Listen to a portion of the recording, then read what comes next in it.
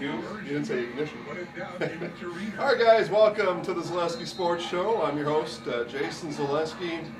We'll get into formal introductions here in a minute, but the fellow sitting next to me, Rich Hull. Rich, thanks for being here. Yeah, morning to you. And that's a good point, morning. So, quarter after 10 here in the morning, and we are fully underway in high school playoffs. And we are fully underway to what looks to be a Bangor versus Blackhawk win.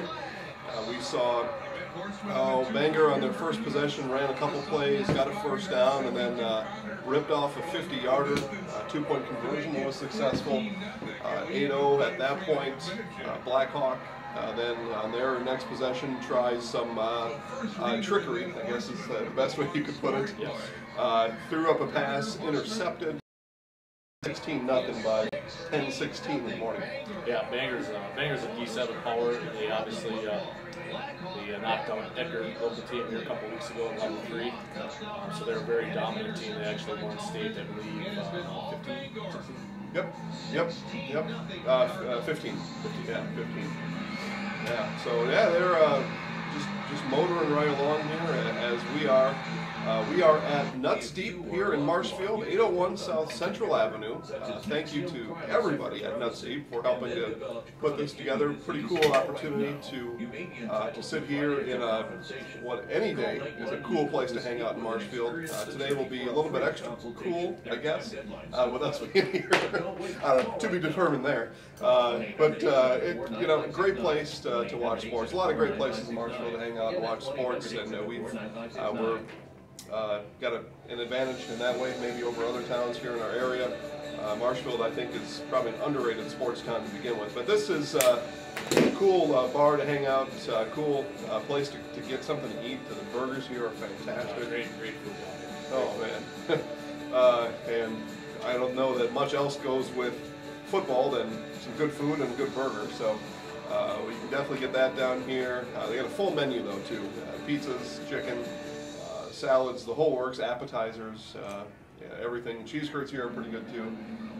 Yeah, so come on down. You can come and see us, or you can skip right past us and get right to the good stuff, get the food and maybe even a couple cold drinks, and you'll be on your way to a good day today. Things here in Marshfield wrap up with the, now, I don't know how many years, a lot. Scott Larson from Mackey will be here later. We'll ask him how many years the holiday parade's been going on. But it goes on again tonight, and right here in Nuts Deep is a great place to see the parade. You could, I guess you could even see it from indoors if you had to. Or you could just step right outside, see the parade go by, bring the kids down. Again, lots of kid quality food here too. So food for the whole family, drinks for the whole family. Happened to be here last night. Had a couple kids there drinking chocolate milk and having the time of their lives down here too. So. All right, well, we're about halfway through the first quarter in the first of 4 games today. Division 7, 6, 5, and 4. I know, Rich, a lot of people around here are pretty interested and I guess you can even say excited to watch Division 5. So we had Stratford and Spencer Columbus both get beat by now one of the semifinal contenders, Amherst. And so talking to people around town, they just want to see what Amherst did to me. Are they going to do that again this afternoon? Yeah, Amherst, for a local team, as everybody knows, they have a couple kids on the Badgers active roster right now. So for a small town like Amherst, to produce players to that caliber for Division 5 school is pretty special. I haven't got a chance to watch it all the way through yet, but there's a Fox Sports special that they did on the kids from Amherst, Groshek and Biadish. Yep, they were both on, I don't know, kind of a 30 for 30 kind of a documentary style over on Fox Sports, and I caught just a few minutes of it, but we'll watch that probably this weekend to have some extra time to do that. And I don't know, who from Amherst maybe is set up for a college career yet. And a lot of those kids will play Division 3 football if they so choose to. No doubt about that. I thought though last week. Grantsburg, who they defeated in level 4 last week, and Grantsburg's got these 3 Chanel brothers. The older John is a preferred walk-on at Wisconsin, and the other Leo who's a junior, has already committed scholarship level commitment to Wisconsin. And then freshman Gabe was also pretty active in that game against Amherst. Now they fell short against Amherst, but you got 3 probably Division I brothers on the same football team. I would say that'd be an interesting backyard on most fall afternoons. Amherst got out to a big lead, so through the third quarter into the fourth quarter. I guess I would do this too if I was the coach. So the older brother, senior, it's his last high school football game. Nothing was going right, so they pulled the quarterback and they let him run a wildcat for the rest of the game, for the last quarter and a half. And what was interesting about that is, so he was the wildcat position, and then his 2 younger brothers were behind him in tailback positions or off, and so they were pitching to each other, throwing to each other. It was kind of fun to watch. Blackhawk is answering back here, Jason. Yeah. They're on the move. They're down near the goal line. They've got a couple plays here to get it in, and it's not a lot's happening here since we started talking, other than the clock's ticked down about a minute. But we're still only halfway through the first quarter, so I guess don't count anybody out. But never. I would certainly pick Bangor if you were forcing me to pick somebody before the game. But I've said now for a long time, I never predict high school sports. You have no idea what's going to happen.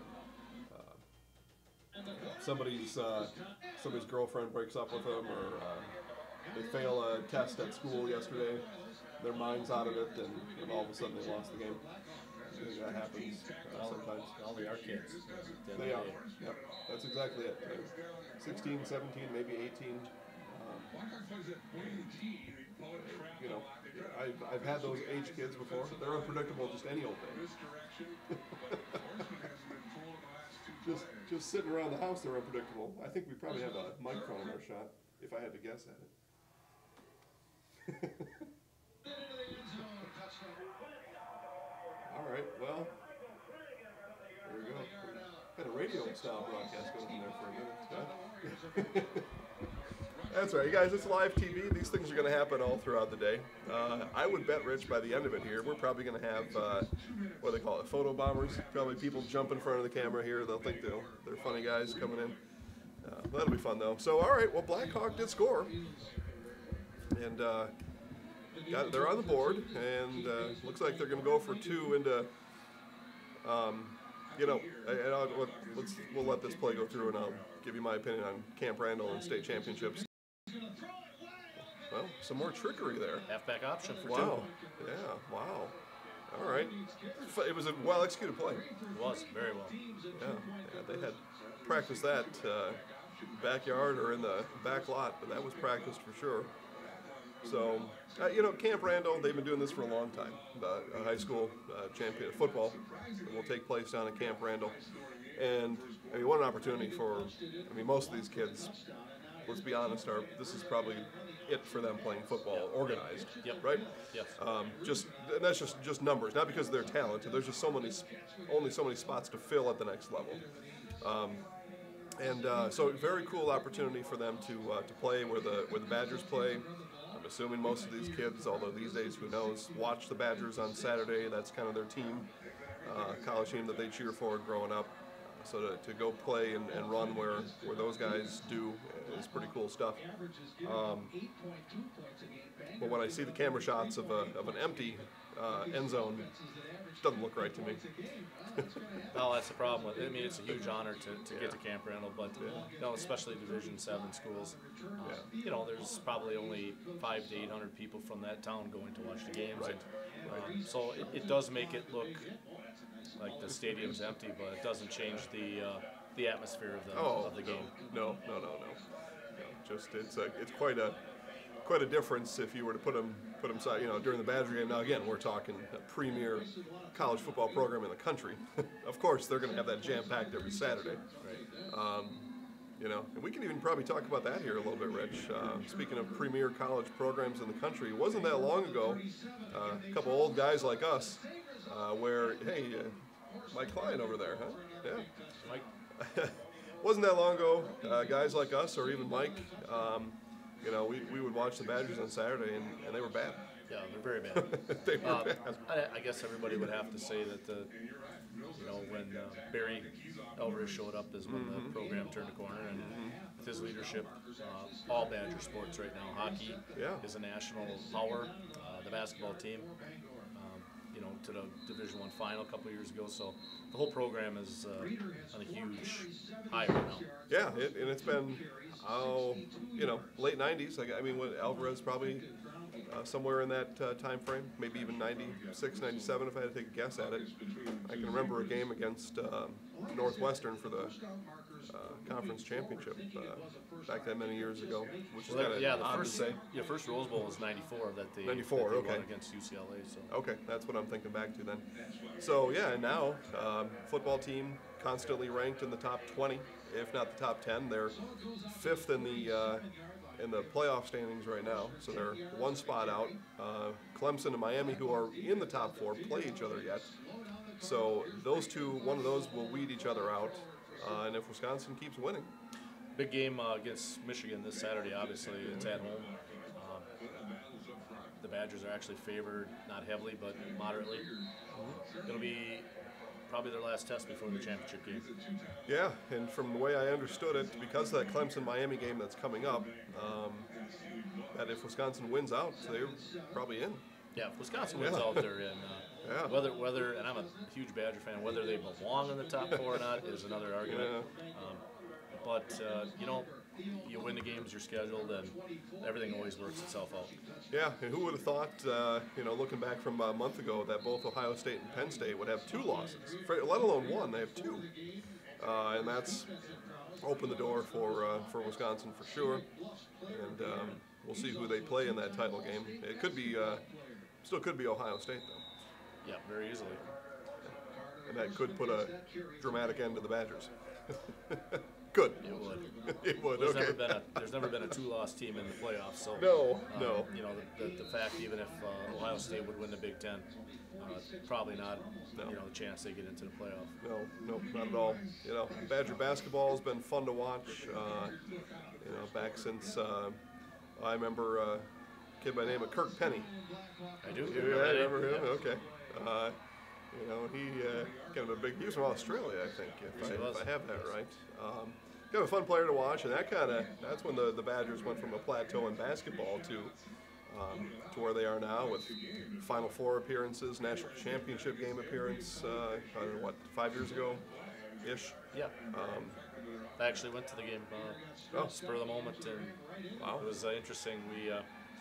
Kentucky had lost, obviously, to the Badgers on Saturday, so we went on Craigslist in the Kentucky area, and there was piles and piles of tickets. So that's how we swung that deal. Yeah, that's pretty cool. And I thought, I actually thought for a while they were going to win that game. So did I. Yeah, a lot of Badger fans probably did, but they had some big moments in that game that certainly that would have been cool to hang a basketball banner inside the Kohl Center. But nevertheless, they got Final Four banners, but just for both the programs to have the success that they've had is pretty cool. And so for these kids to now be a part of that in this way, pretty neat stuff. So, all right, I'm gonna dial this up here. Brandon, do you think if I look here, I can see if people comment? If I'm on, yeah, or you'll let us know. But you can ask people to comment. All right. Well, we could. Yeah, certainly. I know we got one of the coaches from Marshall football, Matt Emmerfall, watching right now. Oh, all right, Matt. Thanks for watching. Appreciate you tuning in. Yeah, I mean, we'll certainly answer any questions. I don't know that we're any kind of a expert sitting here, but we certainly would answer a question. We'll even do some trivia questions. Actually, since I'm thinking of that, we'll do a trivia question now. I had looked up a couple of these earlier. I found one that I don't know how relevant the guy is anymore, but I guess he's going to start playing again. Tiger Woods.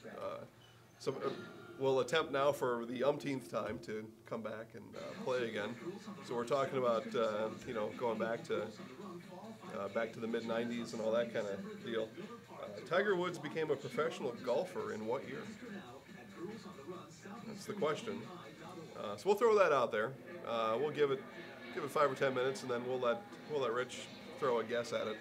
I bet you can get within a year or two. I would assume. I think I can. I would assume, but we'll see if anybody can nail it down. We will have people throughout the day bring in prizes and giveaways. So correct answers from the audience. We'll find a way to select prizes. I know Ann here from this establishment is going to bring out some shirts and some other stuff here, so we'll give that away too throughout the day, and we'll let people get an honest shot at having a try at the answer anyway. And to my knowledge, and to what I've been told, you can look up this thing called Google and get any answer. So people out there, they've got a big advantage over us. They do. Yeah, or over you anyway. I've already seen the answer. But so let's see, we're 16-8. Bangor leads Blackhawk 16-8. We're just a few minutes left here in the first quarter. Blackhawk with the ball. And I don't know, Rich, I mean, they're moving the ball. Yeah, and Blackhawk through the season averaged right around 50 points a game. So they are a prolific offense. And they're probably, don't quote me, but I believe they're one of the 3 or 4 smallest Division 7 schools in the playoffs this year. So they are a true Division 7. Yeah. Yeah, well, I mean, they're doing a little bit. We had a look at Bangor Abbotsford last week. And Abbotsford had chances during that game too. Obviously, though, didn't take advantage of enough of them. They're watching maybe from the school gymnasium today, or maybe not watching at all. So, nice run there. Rich, let's talk about just what you've seen maybe over the years in Division 7. So Division 1 and 2, and maybe even 3, right? You're going to have some pretty complete offenses, right? You're going to run, you're going to pass, you're going to be able to play some defensive schemes. You're going to get, just because I think of the sheer number of players, you can get a little more complex in that. You can get more specialized, right? You've got a defensive backs coach. Some of these Division 7 schools, they'll have 20, 25 kids on the team. So not a whole lot of specialization can be done because these guys are playing both ways. Would you say Division 7, you should expect a running offense with most of these teams? Well, that's the thing about the smaller schools, probably from Division 5 on down. A player or two, a great running back, a very good option quarterback can basically take over a game. Mm-hmm. And if you find a player at that level with the arm that can run an offense, it's hard to stop that at that level. That's where Amherst, a couple of years back, with Groshek, who now is doing running back for the Badgers, he was one of the best option quarterbacks I've ever seen. So at that level, 1 or 2 supremely talented players can take you a long ways. Yeah. And throwing, maybe not quite as, I don't know the best way to put it here, maybe just not quite as pretty as maybe a bigger school, Division 1 or Division 2. Right. Where you've got 1,000 kids to find one good quarterback. In these schools, you've got 80 kids to choose from to find that one good quarterback. And every once in a while, that guy comes along, and he's outstanding. Saying that's been around football for a long time, right? You throw the ball, 3 things can happen, and 2 of them are bad. So maybe a little surer bet to run the ball anyway. So, all right, well, we got a 3rd down here coming up for Blackhawk, and I mean, the kids are putting in effort. I mean, they're out here laying it on the line, and looks like Blackhawk's going to be able to extend the drive. Yeah, they are battling. They're battling very, very well right now with their running game. Some a neat helmet design there. I can't tell if everybody's got the same number of spots on their helmets or if they're kind of doing a Buckeye leaf type of deal there. Wait till I get another close-up to look at that. Some of these teams we don't see but once every 5 or 6 years, so tough to know. It looks like that's just their helmet design. That appears to be Buckeye add-ons. You think those are stickers? I think it is. Yes. Yeah. Okay. Which is kind of a cool motivation. Gives the guys a little something afterwards where they can get a little personal pride. Coach can tell you attaboy, but some of the schools that do some of those things, kind of just a little bit extra, that makes you feel a little special. Yeah. Now I'm with you now. Some of these guys have a lot of stickers on their helmet.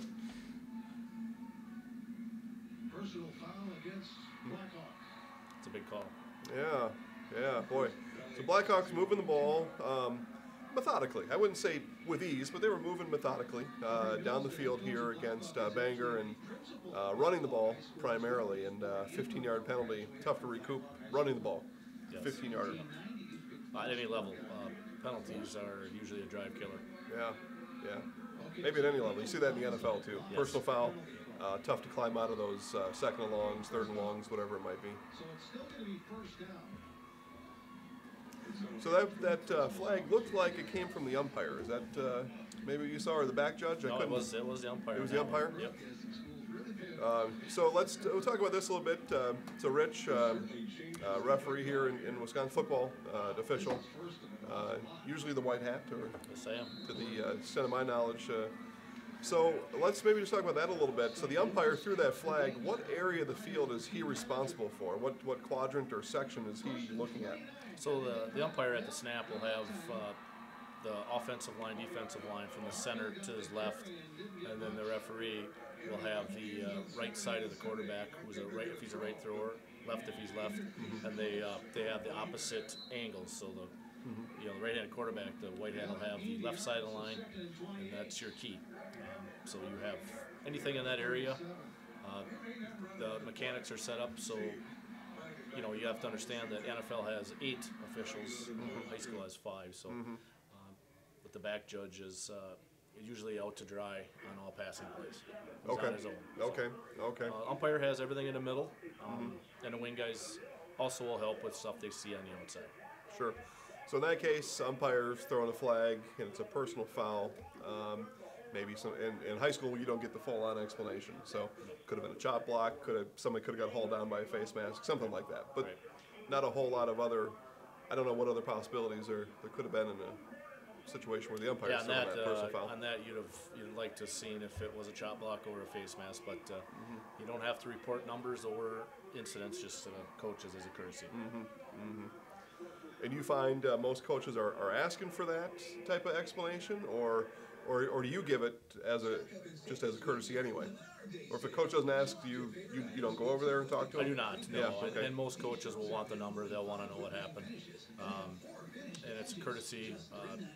As a base, you need to have a number to basically not prove your case, but at least tell the coach, hey, so they can help fix it and talk to the kid, and hopefully that doesn't happen again.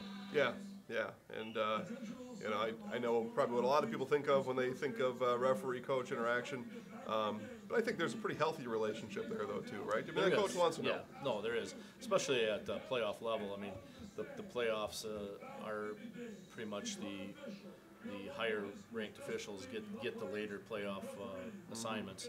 So when you get to this level, the play is way is advanced, and officiating is advanced. All right. So in football, it's an ever-evolving sport, right? For teams, no 2 seasons are the same. Maybe even no 2 games are the same.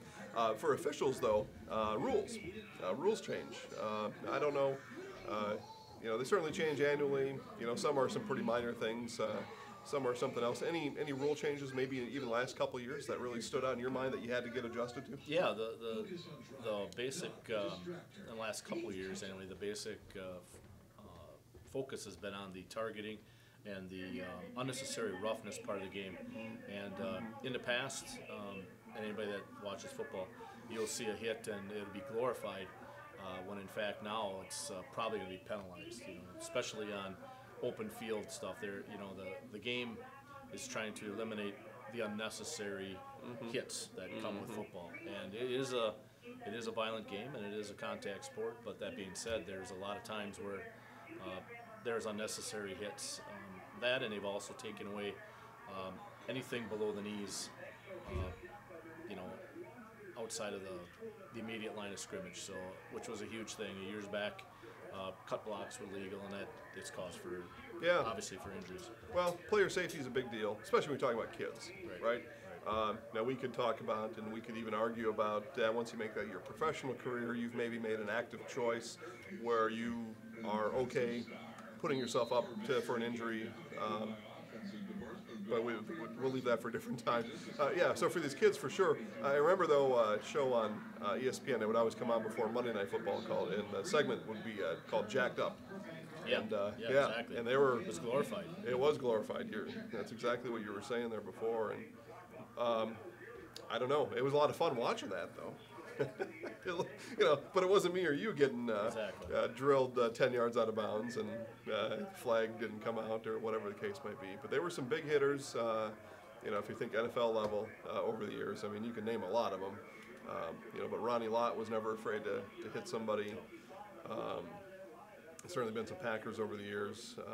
From the safety position is usually what I think of when I think of these big hits, these big jacked up moments. The safety with that running start of that receiver. It's the open field. It's the open field stuff that has been kind of been taken out of the game somewhat, which with good reason. There's a lot of hits that are unnecessary, but it's hard when the game is when you're in the game and at game speed. It's really hard to. It's hard to officiate it because of you have to almost factor in, was there intent? And, as a rule, no. But, the game is, Al Davis used to say the opposing quarterback must go down, and he must go down hard. Yeah, right. Well, now you can't hardly do anything in the NFL, and you're getting a flag, so. No, in the NFL, so this was Giants Patriots in the Super Bowl. I don't know, 2007, or would have been the 2007, so 2008 in February when the Super Bowl took place. And Eli Manning he was sacked. He was wrapped up. He was sacked. The defensive end, whoever it was, let him go. Yep. Right? Didn't want to get a penalty. Right.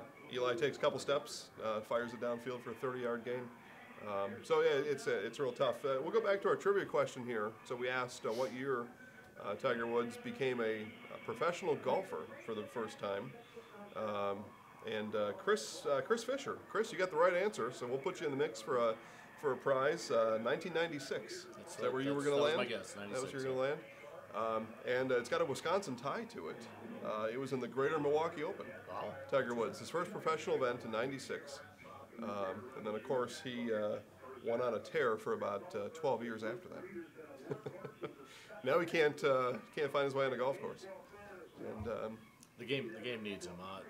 And I obviously don't follow golf religiously, but when Tiger's in the mix in any kind of tournament, I just think it improves the viewership and it gets the people to watch. Yeah. It's. And golf's a tough one for a lot of people on TV. These guys are so good that there's not a whole lot of intrigue, especially on a Friday or Saturday. It's not the championship round. Well, you watch a guy hit an approach within 10 feet. You watch a guy hit a drive in the middle of the fairway. Not a whole lot of excitement going on there. Right. But Tiger made it exciting. He made it exciting. He was he was a new kind of golfer. He could crush the ball. He could land it on the green. He could putt from distance. He could really do it all. And he won a lot of tournaments as a result of his skills. So, all right. Well, we've had. I'm assuming everybody here is watching these games on TV, as will happen from time to time. We may know a thing or two about that. You'll have some technical difficulties. But what we know is the first quarter ended a few minutes back, and Bangor took the lead in the first quarter, 16-8. And so we've got kind of what's funny is that they've got a radio-style broadcast going on now, which is tough for us because we're talking. Can't really hear what the guy's saying. We were able to talk about it when we could see it. So. But we'll motor on here. And as a matter of fact, maybe this is a good time. If you don't mind, Rich, we'll slide over a foot or two, and we'll bring our next guest in. Yeah, we'll let Mike have a couple minutes. You're leaving me? Yeah, I'll just dodge out, let Mike come in. All right, then. Very good. All right, we'll have Rich back, though, later. You're not going to go far. Big football fan, besides being an official. I will say this, though, for Rich. Rich is involved with a company called Yeah, actually, it might give me 30 seconds. We'll have you sit in. Involved with a company called Solutions. Solutions, a year-round business here in central Wisconsin. Takes care of all kinds of things, whether it's lawn maintenance, driveways, sealing, coating, striping, Rich? Striping, whatever you need in ways like that. Now, the leaves are off the trees. The grass is done growing, I think. Probably. And so snow season's here, and Solutions is your place for solving any snow issues that you have. So whether it's your driveway plowed, getting your sidewalks taken care of, parking lots, all those kind of things.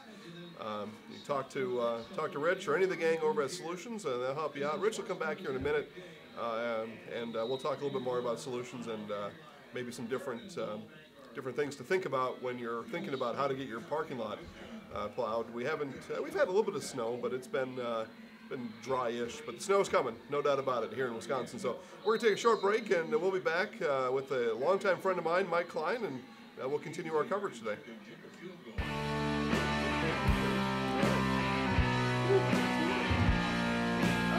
Chili Implement is your Gale and Kubota dealer in central Wisconsin. Wisconsinites know that winter is right around the corner, and now is the best time to be ready for the snow. Whether it's a walk behind or tractor, head over to Chili Implement.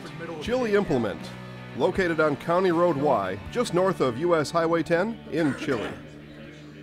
Yeah.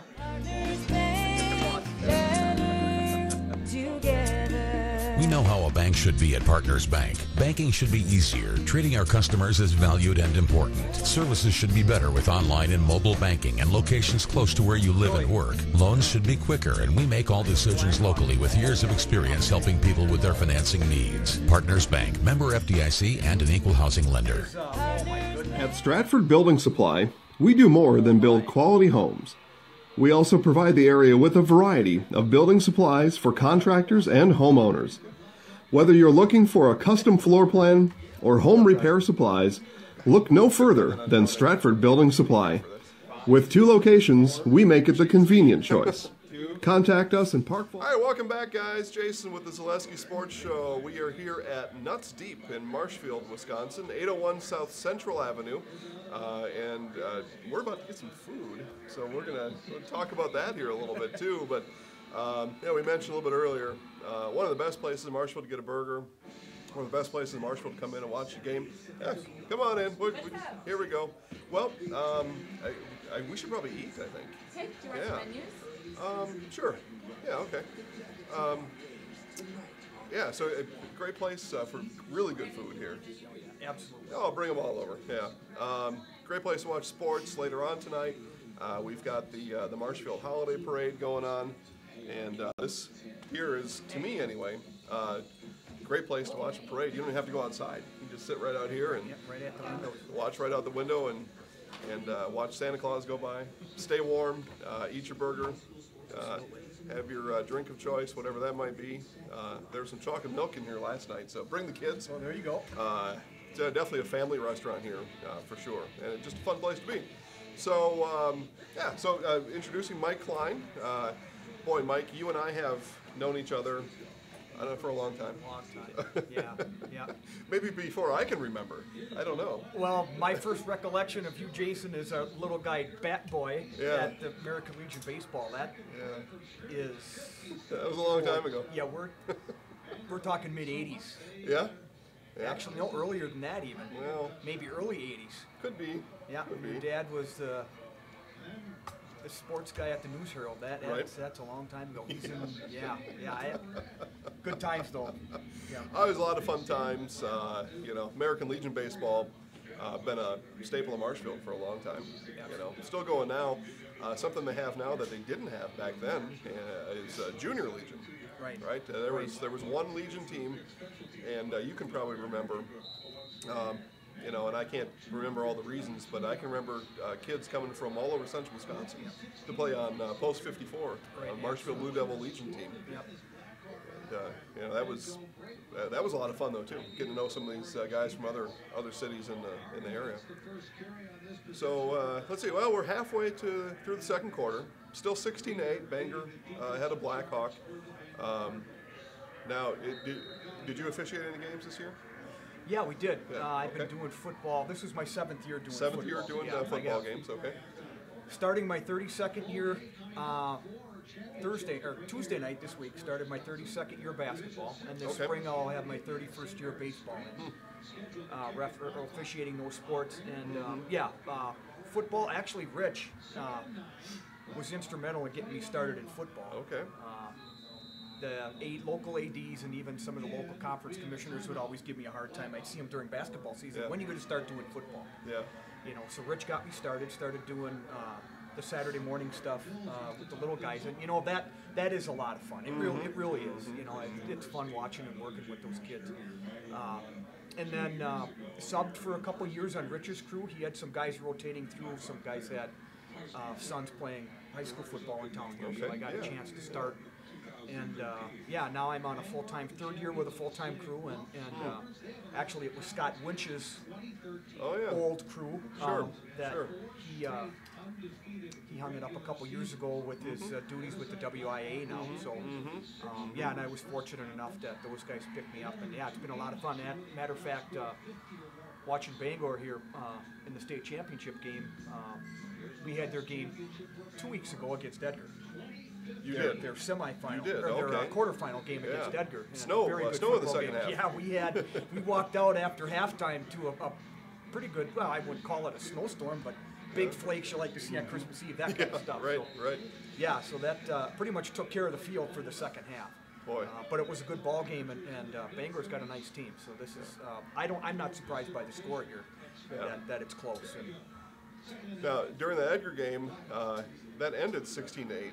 yes, it did. Does Yep. that sound right? Same, Okay. yep, same score here. Were you surprised low scoring or two good defenses going at it? Yeah, both defenses played really well. A couple plays here and there, you know, go the other way, and you know we got a tie ball game, you know, pretty much through the whole game. But I was not surprised by the score. I knew it would be an all-out battle of war, and it, you know, war of the trenches, so to speak. And it was a lot of fun to work the game. A lot of people just around here, and I tell anybody that talks to me, I never predict high school sports. That's crazy. Yeah, But, it is. Seen too much to know that anything can happen. Right. But a lot of people around here were calling Bangor Edgar the state championship game. Yes. Yep. We heard that going in. As soon as we got assigned that game, we didn't find out we had that game until the Monday. I think it was Monday or Tuesday after round 2. Okay. A lot of the guys, I got texts and calls from guys in the area said, you know, this is really the state championship game. Yeah. But I know Blackhawk has had a really good team this year too, as they are. They've been good Yeah. for the last handful of years. And Yeah. So people are getting their money's worth here. Absolutely, good Yeah. ball game. Yeah. Well, it looks like we're going to have a Blackhawk. We were going to have a Blackhawk punt. There's a flag now, so we'll see what happened here. Line judge there threw up the flag. So it's usually a procedural type of situation. Usually a delay of game will come from the back judge of the referee. Is that right? Back judge typically for delay a game. Back judge right? Yeah, will? he's got a timer he wears on his belt. And, Okay. Yeah, but I'm guessing this is probably going to be encroachment on the defense. Oh, yeah. Sure enough. Well, Yep, you had all 2 the or 3 offense guys. did was shift into a new formation and drew the defense off. Yeah. So on a 4th and 1 from their own 35 maybe it was. Certainly not in any position to really run a fake from there. I wouldn't think. I wouldn't have done it. Now with a fresh set of downs. Fresh set of downs. Yeah. Sometimes you got to make your own luck, you know, and Yeah, they now had he's down. There we go. they had a Blackhawk on their first. So Bangor went down and scored on their 4th play, 50-yard run, 2-point conversion. So Bangor on their first play. I'm sorry, Blackhawk on their first play of the game, run some sort of a double reverse pass business, and it was picked off. But to what you're saying though, sometimes you just got to make your own opportunities, and maybe they know that they're at a disadvantage here. Potentially. And they've got to do these kind of things, and for Bangor's part of it, then you've got to be smart and want to win the game. So yeah, all right, well, good. Well, we've got a whole slate of games here. These Folks here at Nuts Deep are going to feed us here, so I think that's a pretty good deal. Yeah. Yeah, you can't beat that. Nothing wrong with that. So we'll take a flip through the menu here. Are you hungry? I am not. Oh, okay. Actually, I'm not. But thanks for the offer. Well, I'm just going to start with some cheese curds. They're excellent cheese curds. You know what's cool at Nuts Deep. You know, it's always nice to get recognitions for things. You get recognized for good effort and things like that. And you know, they've had a long run here the past number of years, being voted best in Marshfield on a number of different items. But voted best burger in Marshfield. I think they were voted best bar and grill in town. So, you know, I know they've made a lot of efforts here. Done some remodeling, some expansion over the last, say, 5 years. Yep. Got a very nice, I guess call it a banquet room. Downstairs, right. Downstairs. Right. And it's nice to have that. You know, a number of banquet rooms in town. This one, though, is not quite, I guess, what you would call like a wedding banquet. This is just be some, and I've had them before, you know, for a little smaller type of corporate event. Sure. Birthday parties. Yep. Had a 50th birthday party that I had the pleasure of attending a couple years ago. I mean, it'll fit a couple hundred people down there, but they had 75 people, and it was nice, nice space to do that. So done a lot of nice things here at Nuts Deep. Yep. And up to and including having us here. So they're doing their part. We'll check an update here on any messages that we have here, and we'll see if we'll dial up another trivia question here. See what we got here. I don't know. It's not all sports stuff. I'm just going to do some general trivia. We'll see if there's any, I don't know what you call it. I guess it's kind of an art question. It's history, too. Who painted the Sistine Chapel is the question. Who painted the Sistine Chapel? So that'll be, again, I don't know all my history going that far back, but this is somebody, once I say the name, you'll say, oh, well, of course, I heard of that guy. It's a one-name guy. So it's a one-namer, kind of like Madonna, something like that. One-namer, maybe from the 1500s, if I had to take a crack at it. So, yeah, well, all right, well, we'll see. Like, we'll let our audience have a fair crack at it. You know, you're at a disadvantage. I can see the answer. I can make a good guess. These guys out here get the Google, and they can look up anything, and that's fair game, too, by the way.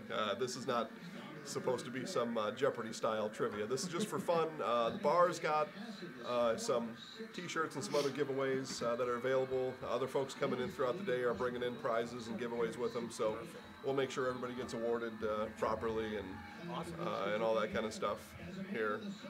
All right, well, so yeah, Blackhawks move the ball here a little bit again. On their drives they've had, Mike, it's not been flashy, but it's been steady. Not at all. Yeah. A lot of almost looks like read option stuff when he gets outside the tackles. Not a lot of plays out there. I see now. Well, they're kind of got some time constraints here. 55 seconds left in the half, so they're throwing the ball to get some field position here. But been successful running the ball. Got another 4th and 1 here. They had a 4th and 1 before, and they did a fake punt with some motion that drew the Bangor guys offside. And here we've got another 4th and 1. And a big run for Blackhawk. Brody Mills, okay. Now we'll name one here if we can. We don't have any rosters with us, so we're kind of flying naked, so to speak, there. But nice run, though, by Mills. Yeah, good blocking at the point of attack. Down block by the tight end, took out the D tackle. And you know, as much as Blackhawk runs the ball, Bangor's got some 8, sometimes 9 guys in the box. And when we get to that second level, and there's only free safety or maybe a lone linebacker out there to stop it. Yeah, well, so Blackhawk looks like they're going to use a timeout. It's under a minute, under 50 seconds to go actually right now. So they're inside the 20, about the 17 or so, and they're going to have they're going to have a couple cracks at it. I would imagine they still have 2 timeouts left, so you can do anything here. You can run or pass. Sure. Now, from what you've seen the run the pass, so it's just Coach Klein here. What do you call on? Oh boy. What do you call on 1st and 10 from the 17? Well, you know, you got 2 timeouts left. What, 45 seconds or thereabouts. I'd take a shot at the end zone on the first play. Why not? Just make sure that it's something to the edge where you don't get help in the middle, and don't throw an interception. Don't turn the ball over. But I'd take a shot at the end zone one time here. Sure. Why not? It doesn't have to be in the end zone. Yeah. Inside the 10-yard line. Why not? Yeah, and you mentioned throw it to the outside. If there is a tip ball, it's likely to sail out of bounds. And Right. You got a tip ball in the middle, anything can happen. Absolutely. And usually anything does happen. Yeah, we've seen those, aka the Badger game. Well, Yeah. things happen. Yeah, they do. Yeah. Things happen. So, all right. Well, so we're going to be here all day. It's going to be a real fun day. We've got Division 7 going on now. That game started at 10. Division 6 game starts at 1 o'clock in Iola, Scandinavia. Not too far from here. About as local as we look at the whole championship map today. That's about as local as you can have. And then Amherst to be Division 5, and a team that a lot of people around here are familiar with after they played Stratford and Spencer Columbus in the playoffs. And that game will start at 4 o'clock. So we'll be here for all of those. And we had your pass to the end zone. We got that part right. Yep. We had it to the edge, so we got that part right. And we had a turnover. We had a turnover. Nice play by that defensive back. Yep. To get at least 1 foot down in bounds.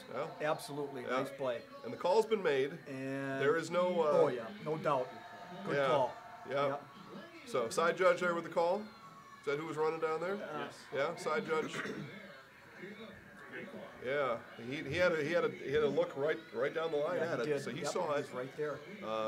Now they show a replay on TV, which is nice for the audience, Yep, right? absolutely. Means nothing on the field. Once that call is made, it's over. In high school football. Pretty much, right. Pretty much. Sometimes what'll happen on that play is if it's in the back corner, you're going to get some help from the back judge on that play as well. But that one, 2 steps inside the end zone, right on the edge like that. Yeah, that would be in that case, the head linesman's call all the way. Yeah. Yep, good call. Right on top of it, good call. So I'll rephrase that, Mike. Once the referee makes the call on the field, it's over. In high school. Yes. Yeah, okay. No challenge in high school. No Okay. challenges. Although there have been coaches ask me, kind of, hey, can I challenge that one? Come on, ref. Well, hopefully they're Yeah. just having fun. They don't mean it Oh, seriously. absolutely. Yeah. Okay. Yeah. Yep. So we, Zaleski Sports Show, we will go and we'll do video camera right on the field. Yep. During the games, and maybe I'll get myself in trouble here. I don't know, but oftentimes, so we've got the camera right there, and I got the ability to replay back anything right there on the field, and we've looked at some plays right there in the field a time or two. Here's what I'll tell you though, whether it's been this is just this last football season here. I won't talk about last year. But whether it's been high school or we've done some WEAC games. Yep. The officials have got it right every time. Well, that's Every good to time. hear. Yeah. That's definitely good to hear. We strive for that. Yeah. Rich can attest to that. Yeah. But Yeah. yeah, sometimes you don't get the angle you want, or you have guys in the way, and it is Yeah. what it is, right? Yeah. I will take that back. There was one wrong call, but I don't know how anybody could have ever got it.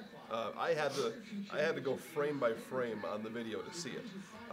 It was Stevens Point, UW Stevens Point. They were at home over at Gerke Field. I'm sure you've been there a number of times. Yep. And they were playing maybe Albion College. It was a non-conference game. Early in the year, Yeah. early in the season. Yeah. Sure. Come on over. Come on over. Yeah. I wanted to know if you guys need to order. Did these guys order here? Not yet, we can. Yeah? Yeah. I need cheese curds. I need some of the Best in Marshfield Nuts Deep cheese curds. Get some advertising going on in here. And then maybe a Diet Pepsi or something like that. Mike, you want something to drink besides No, water? I'm fine. Water's good for me. Anything that you No, thank you. Okay, Thanks, these though. guys here then. So, so the pass was in the end zone. Jerry Williams, wide out for Stevens Point, about as fast as a guy you could ever find, right? The ball was inside the 10, and so the pass protection kind of broke down a little bit. Quarterback was moving in the pocket. Ryan Swigert was the quarterback during this particular play. So he's moving around in the pocket. And so of course the routes, you think of anything inside the 10, the routes are pretty short. They're pretty quick, right? I mean, it's a 2 or 3 step drop and you throw the ball. Well, it was beyond that. So Jerry came running through the back of the end zone, which you're taught to do on that scramble drill.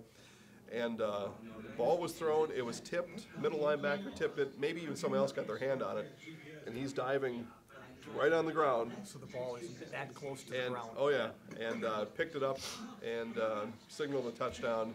Of course, the other team, no way, and Stevens Point runs off with a touchdown. Referee made the call. In Division III football, there isn't any challenge system to be had. Coach, I believe it was Albion, came over to me then at halftime and asked if I had that footage. And I said, well, now that's, number, but, well, I eventually emailed a still frame to him, right? Do you want to see it? No, I don't care. Sure, I'll email a still frame to you. And we had Rich take a look at it too. The tip of the ball was on the ground. It was that close. It was just the tip of the ball was on the ground. But as Rich indicated to me, in Division III football, maybe in college football, and in high school football, any part of the ball touched the ground, incomplete pass. Right, correct. Yeah, incomplete pass. So, and then the receiver had contacted me and had a look at the play. He wanted to see it too. Sure. He says he caught it. Well, they're going, right? Yeah. Yeah, of course. He's not going to say that hit the ground. Or, Yeah. I don't know if I got that or not. I had it all the way, Coach, right? Yeah, Absolutely. yeah, all the way coach, all the way highlight guy, Absolutely. sportscaster guy, Yep. all the way referee. I had it. So Yeah, at full speed, something that close. there was no way anybody could. I had to go down to the That's tough. frame to see it, and there was no way anybody could have seen it. As far as that was concerned, but those are some of those bang plays. They happen all the time. Oh, sure. You bet they And do. for guys like me and you, that's what makes sports exciting. Absolutely. Absolutely. All that, the unknown. Yeah. The unknown yeah, of it's sports. part of the game, part of the high school game. I hope they never go to anything like that in high school either. They might. I don't know. In D2, do they do replay in Division II college? I don't know for sure. I don't think so. I don't think they've got the. I mean, that's a financial commitment that every you gotta school have- has to make right. to make that Got to happen. have the equipment to handle it correctly. So I don't think so. I don't believe so. Yeah, and I'm with you, Mike. It's somehow it's just part of the game, And I know baseball guys, especially some of the traditionals like my dad, and maybe even you, right? Who want replay nowhere near a baseball diamond. Where are you on that? Well, if there's a misinterpretation or a misapplication of a rule, potentially at that point, and it depends on the situation, that might be something that you want to review. But the bang calls at first, the swipe tags on an attempted score at the plate, that kind of stuff, that's part of the game. Yeah. It always has been part of the game. And this year they let, I think the first handful of years in the majors they got one, and I think they still only get one per 9-inning game during the regular season, right? Now they get to the postseason, now they get two. Yeah, I think you're right about that. So do you see a lot overturned? I don't watch a lot of baseball during the summer because I'm out either reffing or coaching, but a few. I'm sure there's some percentages out there. yeah. I don't know. I'd like to say 7 or 8 out of the 10 times they're right. The calls are right. I think so. I think so. Or there's so much unknown that you may as well just left the call on the field what it was. Now whether they've changed some of those, I don't know. But Yeah, they don't have what do they call definitive proof or definitive evidence to overturn a call, right? yeah, and to me, baseball fair foul is something that could be reviewed quickly. Right. I think, and that's been the complaint of a lot of folks too in Yep. baseball, is the speed, the lack of speed. In these reviews, that would be one. Home runs, right? Yep. Did it cross the yellow on the top of the fence or not? Yep. Those would be important. But you're talking about those swipe tags and all those kind of things. Man, it happens so fast too. I don't know. Things like spectator interference too. I Calls suppose. like those. Sure. Where potentially could have a big impact on a game. Something like that. Yeah, I review those as well. Yeah. But sometimes you just have to leave the game be the game. Yeah, that's. I think that's, I'm the traditionalist in you says. exactly. Yeah, says that. I look at it like your dad does. Too. Yeah. Well, I'd be all in favor of baseball having a replay if they could just do it a little faster. Yeah. Just somebody see it, look at it. I mean, on TV, sitting at home, that maybe it looks easy that way, right? But on TV, sitting at home, it's you can tell right away. Oh, well, that was that, right? But they go on for another few minutes. Yeah, they'll look at 3-4 different angles if they have them, and And well, the guy sitting in New York is getting paid, right? I He's an suppose. umpire. Yes, he is. Yeah. Umpire, on-staff umpire. Yeah. Standing there helping his buddies out on the field, Yeah. get the call right. And that's Sure. really all it boils down to. Make sure if you're going to review it, you better get it right. You spend the time to do it. You better get that call right. Yeah, that's for sure too. That's a good point. And sometimes, sometimes they can't overturn it, or they just don't have the evidence to do it. But Yeah. if you're going to look, you better get it right. So back to football here. We're 16-8 at halftime. Bangor hasn't scored since the first quarter. So we'll give Blackhawk credit for that. I thought Blackhawk probably outplayed him in the second quarter. Yeah, I was surprised they went to the pass as late as they did, because they ran the ball successfully at times all throughout the first half. Get those linebackers to the line of scrimmage. Get the safeties playing not as deep as you'd want them. Start taking some chances downfield. They make those adjustments at halftime. Maybe they do that. We'll see what happens. Yeah, we will see what happens. There's a lot left to be decided here. Right. Yeah. At halftime, I don't predict high school sports, but I would not have been surprised if Bangor was up 20 to 3 right now. So 16-8, I guess, is a mild surprise as far as what was in my mind. I saw Bangor just a couple times just because of Edgar and because of Abbotsford, who they beat on Friday. Yep. Maybe let's talk about that a little bit. So you've been involved with sports practically your whole life. Played, participated, now officiate. Yep. These guys, everybody played Friday, but now it's Thursday. So we had a day less, plus all the pomp and circumstance, right? All the pep rallies and probably a parade out of town, police escorts, all that kind of stuff. So the short week mixed in with all that, what kind of effect do you think that has on these kids? Well, and I was part of that when Marshfield had their championship run, back in the late 90s and early 2000s, when I was doing stats for the team. And the one major focus, not only getting ready for the game and your opponent, but the one thing that Len Ludke and his staff, every single practice, stressed, just stay grounded, and focus on our responsibilities here. Yeah, and absolutely have fun with the whole thing. How many kids throughout the state of Wisconsin, football players, whatever, get a chance to play in a state title game or even get to the state tournament?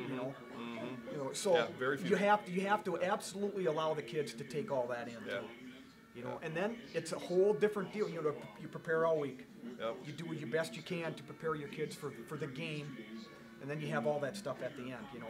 If they go down Wednesday night, before they have an early game like today, Blackhawk is fairly close. Yeah. Mondewell's quite a ways.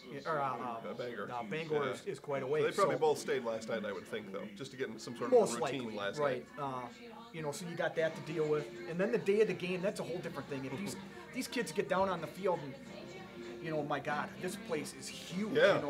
And when I was reffing, throughout my reffing career, the first couple times I got a chance to work down in Madison for basketball. Handful of guys that mentored me throughout my career to help me get there. One of the guys was working the table, Dave Kelleher from Madison. Okay. Long time basketball official in the state, did Big Ten, worked the WEAC in basketball, football referee as well. Great guy. If I could pick one person that had probably the biggest influence on me, outside of the local guys like Denny Carlin, helped me out when I was getting started with basketball up here, but it was Dave. Okay, sure. And even now, we still stay in contact. I see him when I go down for football games. I see him during the basketball, go down for the basketball tournament, and that's a relationship, and Rich can attest to this too. You build those relationships throughout your officiating career, and it's something that you can't put money or you can't quantify it. Yeah. But these kids get down there, they walk into the, they can't use the nice locker rooms down there, but take the whole thing in. Get out on the field. We have our pregame stuff to go to, but take a few minutes just to enjoy the moment. You're walking out on the field. Go out and stand on the W and look around and see. But then it's all down to business. And once the game starts, And it's the same thing for the officials. The first time guys Oh, that, yeah. you know, get Sure. down there, Sure. you know, take it all in, get your pictures taken, but then, you know, Right. Yeah. get into the game and Yeah. get into your pregame routine, get comfortable with the surroundings, and let's play football. Then it's Yeah. just got to be like every other game, right? Yeah. You know, so Good. yeah, it's awesome. It's an awesome experience for the kids, for the officials, the coaching staff, the community's involved. You know, it's something to really take it all in and treasure. Okay, well, we're just about out of halftime here, and what that means for me and you, Mike, and I told my guests as I had scheduled them throughout the week that the 30 minutes is going to go just like that, and poof, And it has, it's yeah. done. So thanks a lot for joining us. We appreciate all your Thanks for insights, your having me. stories. A lot of fun. Yeah, a lot of fun having you here. We'll do some more stuff like this in the future too. So you just never know when you might get the call. So I'll take it whenever you give it to me. Thanks a lot. all right, Bill. guys. Good to Mike see you Klein again. here, enjoying his time, and we will. We're gonna have Ann come and sit in his chair just for a couple seconds, and then Brandon's gonna take us to a commercial break, and then we'll be all set, Mike. All right. All right, thanks a lot. Good enough. Yeah. Oh, come on. You're only getting for a few seconds because Good, that's all I my want. next guests are over here anyway. Perfect. So we're all set. All right. So Ann Daringer here with Nut Steve. Again, 801 South Central Avenue in Marshfield. Voted Marshfield's best on a number of things. 2017 Small Business of the Year. Yes. Congratulations. Thank you. Yeah. How does that feel? It's wonderful. It's very nice. It's a huge accomplishment. We're very proud of it. So, Yeah. a lot Good. of hard work. Good. Well, we've been, yeah, good one, Brandon. We've been doing trivia all day. I know you said you might have a couple things for us to give away, so bring those around and we'll show them, and then we'll do that. Our last trivia question: who painted the Sistine Chapel? Was our last trivia question. I know. I didn't want to have it all sports today. We were going to do something a little bit different, and so I'll say it again: who painted the Sistine Chapel? Folks can go on Google, go look it up. You know, we don't have any rules to this. I got trivia. wrapped It up can into be- this. It can be whatever. Well, she's coming next too. Everybody's going to be on camera today for sure. So Michelangelo Oh, yeah. painted the Sistine Chapel, Oh, I yeah. guess. So, all right, we'll let you off the hook with this. Ann is also the Fitness Bell, and That's right. Ann is a good follow on Facebook at the Fitness Bell. Give lots of tips. You just give lots of good stories though too, right? You just, hey, here's something in my personal life that happened today. Have you ever had that happen? Those are kind of fun things. I guess just tell us about your fitness side and how people can be involved with you that way. Well, we actually have a full fitness studio here at Nut Steve, which is something pretty unusual. Right down in our basement, you can enter through the bar or through outside. But I offer a full variety of classes, functional fitness, boot camps. Pretty soon I'll be able to offer personal training. Oh but wow, yeah. Full range of stuff. Yeah, cool. Well, there you go. And maybe a potential small business of the year in the making. Maybe. You never know. Maybe. Right? You never know. All right. Okay. Well, I said I'd let you off the hook on Perfect. with that. So Thank you very you're out of much. here. Thanks for Awesome. having us. Absolutely. We Thanks for appreciate everything. We're going to be here all day, and it's been a lot of fun so far. Absolutely. Yeah. Okay. Masonville Dairy, All right, well, we family have owned and Bill, operated, and, are we on- bringing you fresh cheese All right, curds guys, made come on over. daily, along with many other varieties of Wisconsin-made cheeses and treats. Don't forget to check out our cheese and sausage trays for your upcoming parties and cheese and sausage gift packages for the holiday season or any other special occasion.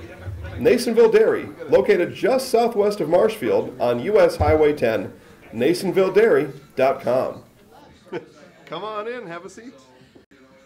At Stratford Building Supply, we do more than build quality homes. We also provide the area with a variety of building supplies for contractors and homeowners. Yeah, Whether you're good looking seeing for you, a custom floor plan or home repair supplies, look no further than Stratford Building Supply. With 2 locations, we make it the convenient choice. Contact us in Park Falls or Stratford, 715-687-4125 and stratfordbuilding.com. Stratford Building Supply. We build anything, anywhere. Can on the food. Yeah. Justin's got his giveaways. All right. Yeah. And then make sure you guys get something to eat too. When who's our server? What's her name?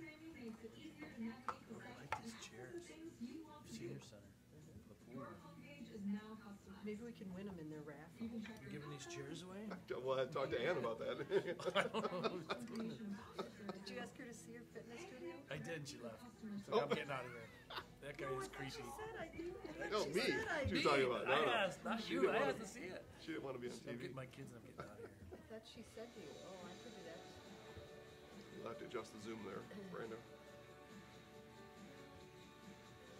All right, now look at that. Just like that, we've dispatched Mike, and we found 2 new friends. Thank you. Yeah. So we got Kelly and Justin here, both today representing Marshfield Parks and Recreation. So thanks for joining us. Well, thanks for asking. Yeah, we've got a fun time. Just saw Stevie the Pointer up on TV. Stevie's a friend of mine. Did you know that? No, of course I did not. He's your friend.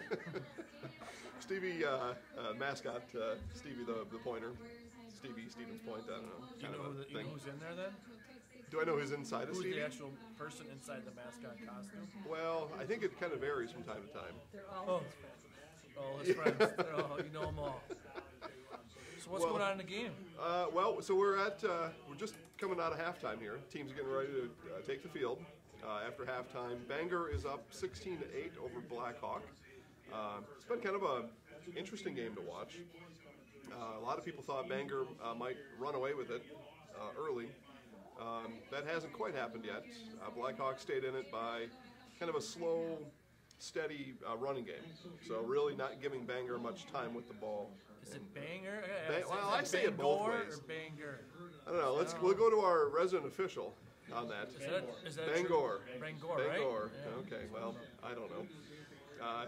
Bangor, and maybe somebody here can comment in if they want me to. It'd be hard to interpret that through a message through Facebook, right? That's what we're doing here. So we had. So first, we've got a winner on our last trivia. And who painted the Sistine Chapel? Was the question. So we didn't want it to be all sports trivia today. Let's mix it up a little bit. We want all kinds of people to watch. Yeah. Do you know who it is? Or did you hear the answer? Yeah, Michelangelo. So Jason Benke? All right. Well. So Rich says you're old. Rich also says you're a winner, though, too. So we'll have a prize for you. I'll find you on Facebook later. We'll make sure you get something for that correct answer. So one of the keys to trivia here, guys, is I get to know the answer because they're on here. Yes. And then anybody that's watching gets to know the answer because they can use Google. Right. You've got whatever's in your brain. It's not a lot. It's not a lot. There's no guarantees on that. So let's. Okay, we'll do another sports trivia. You all right with that, Kelly? Sure. I said I was not coming along for the trivia, you know. Okay. I told Justin he was on his own for that one. We'll do a sports trivia here. Which team did the Chicago Cubs play in the 1945 World Series? Is the question. And we'll let that just kind of marinate out there for a while, right? Which team did the Cubs play and win? 40? No. They lost. Yeah. Yeah. Well, up until last year, right? So which team did the Cubs lose to? Let's just say that as a Brewer fan. Which team did the Cubs lose to in the World Series in 1945? Were there 2 divisions then? We'll see if we can find it. American League, National League. There was still 2 Yep. divisions. See? Yep. Yeah. Less teams, but Definitely less teams. so, it's one of the. I don't know, in hockey, what do they got? The original 6, the core teams. This would be a core Major League Baseball team. I guess you would think of it that way. Yeah. In 1945, they've been around the whole time. So, all right, well, let's see here. So we're just underway here in the third quarter. Blackhawks starts with the ball. Blackhawk Warriors is... What kind of offense do they run there? we found out. Well... Veer? Yeah, I guess I don't even know what you'd get. They've got 2 tailbacks and the quarterback. Pretty tight. Not a whole lot of receiving options are out there. Just a heavy run game. Now they've kind of spread. Now that I say that, though, now they've spread it out. They heard a little you. bit. They're listening. They're listening to you on Facebook. So. Probably not. So of course, I say it's run heavy. And they pass. And they pass the ball there. yards. So, yeah. We'll keep an eye on the game. What's fun to me is every play there's this burst of cheer, right, from the from the fans that are watching, and that's kind of cool because these teams don't have these opportunities every day, right? This may be once in a family's lifetime, Right. where their son or their nephew or whomever it might have been got to go play at Camp Randall, and so you better cheer loud every time. It really there's depends anything. on the school.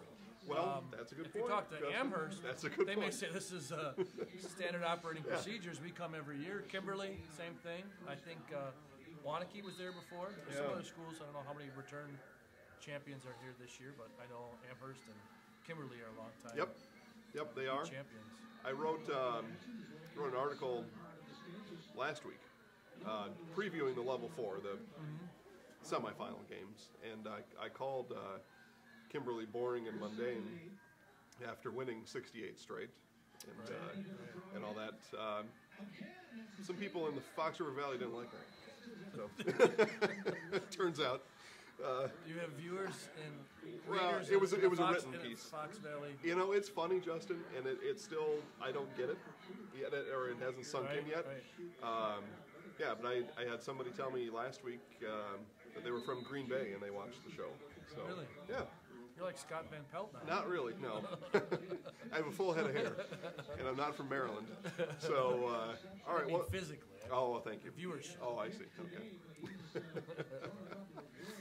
You have the question about the Cubs. And Yeah. We have a prize to give away. Okay. Well, Kelly, let's get one of those talk prizes. about We have some that. great prizes. See what we can do Great here. prizes. While she's getting But that, we don't want to move to the new building, so that's why we brought him here. Because we're moving. And we figured.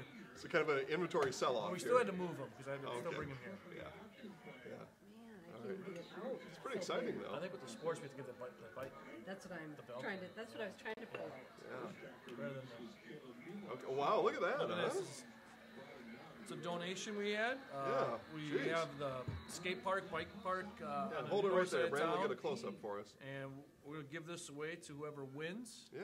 Would they have to travel here to Nuts to pick it Well, up, we right? can figure it out. I mean, If they we'd like can. them to show up if they've got the opportunity. With lunchtime coming up here, That'd sweeten the deal, though. They can come and get this yeah, get a chance to be on TV only if you one of a answer the question kind right. helmet that you'll find here. Mm-hmm. So Yeah, that's an awesome helmet. I like it a lot. So again, Chicago Cubs. Who did they play and eventually lose to in the 1945 World Series? And so while I'm looking that up, Kelly, Justin, tell us. There's a lot happening right now. You mentioned the move. Some stuff happening. I guess as of maybe call it January 1st. Where are people when they want to go to the Park and Rec? Where do they go? starting December 4th. December 4th. Our offices will be relocated to the new community center. It's really officially called the 2nd Street Community Center. It's the old library located on 2nd Street. Obviously, the library expansion in the past 2 years that took place just to the north of that building. They're finishing up renovations as we speak. We just left there. By December 2nd, our offices will be located there.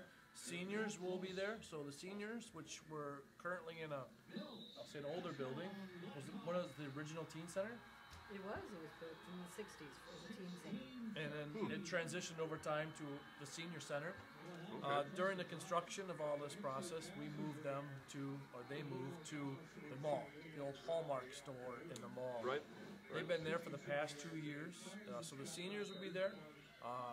We'll be there, as well as the museum will still remain down in the basement. Okay. And we'll have some rental people there, some occupants like our workforce development will be taking up some space.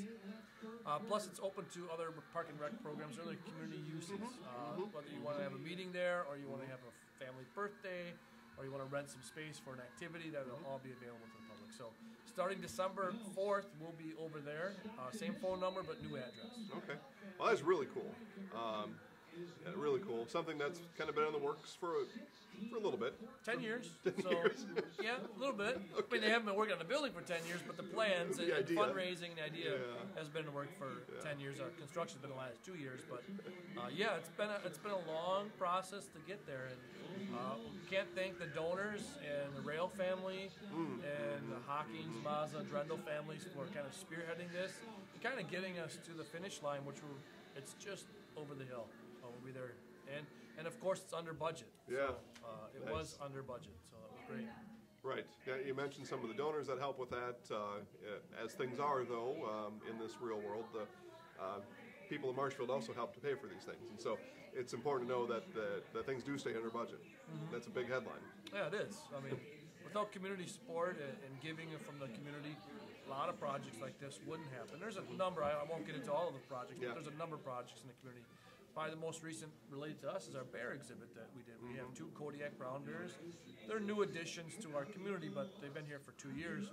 Without the community support, the donors, that would not happen. And that was 99% by giving, not by tax support. So it's a great addition to our community.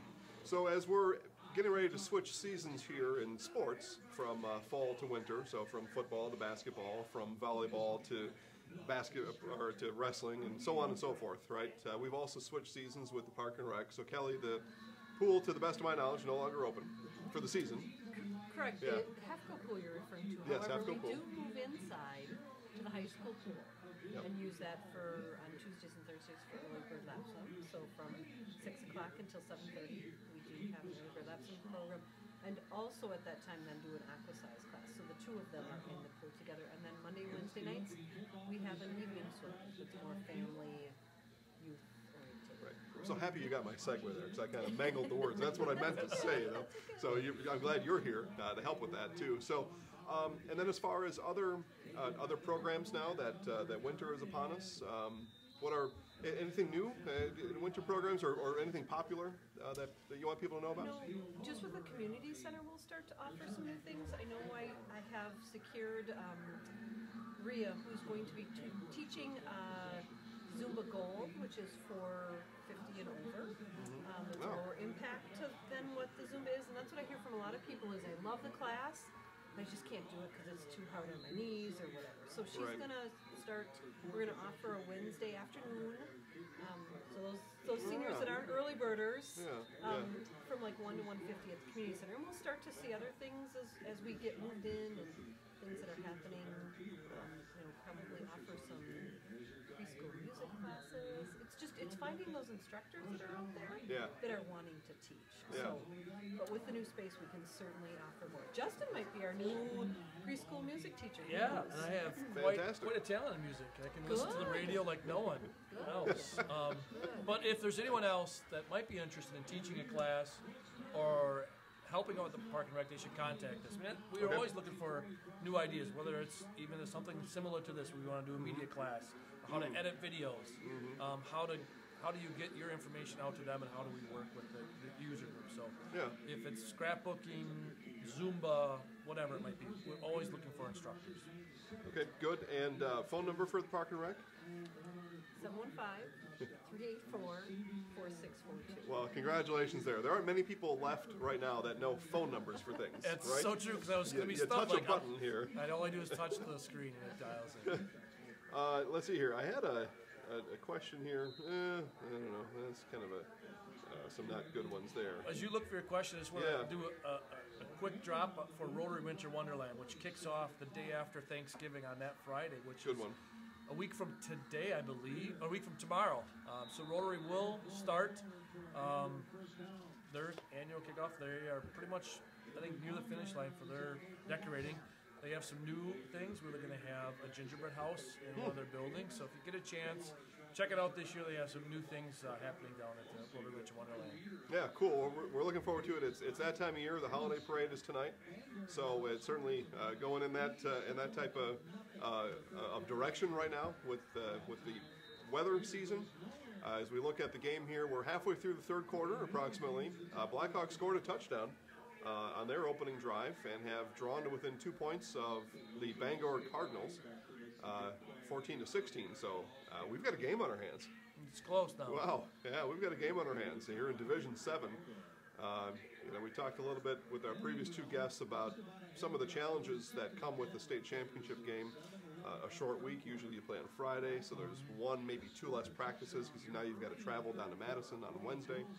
So you got some challenges that way. You've got this intimidation of playing in this huge stadium where you've seen on TV your whole childhood, perhaps, if you're a football fan as a kid. These guys watch the Badgers play on Saturdays, other events going on there.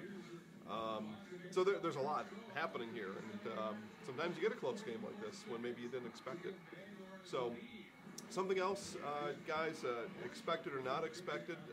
I know we had over at the zoo, we had an animal passing.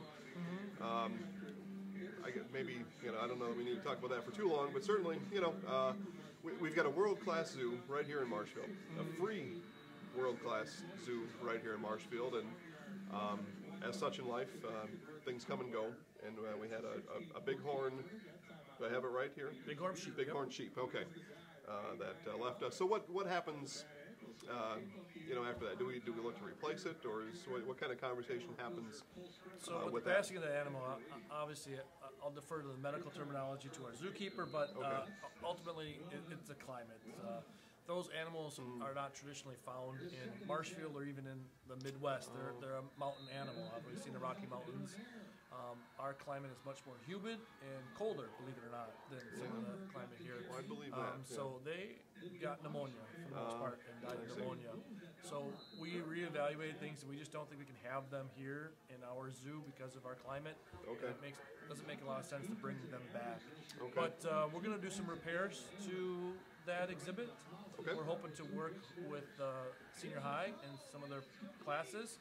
We've had success in the past working with them on their classes and doing some repairs for that exhibit, and then exploring new animals. So we're going to do that over the next 6 months, and then explore getting some new animals for that exhibit. Yeah, okay. All right. And, maybe Zookeeper Burns is maybe the better person to ask about exploring new animals, but maybe just the basics on how you come to a decision like that? Well, ultimately, it'll probably be a mountain goat or a sheep, because you would keep that rock the formation exhibit, the there? rock formation. Okay. It's a lot of investment and time that went into building that, so it would be an animal that can probably be more conducive for the environment.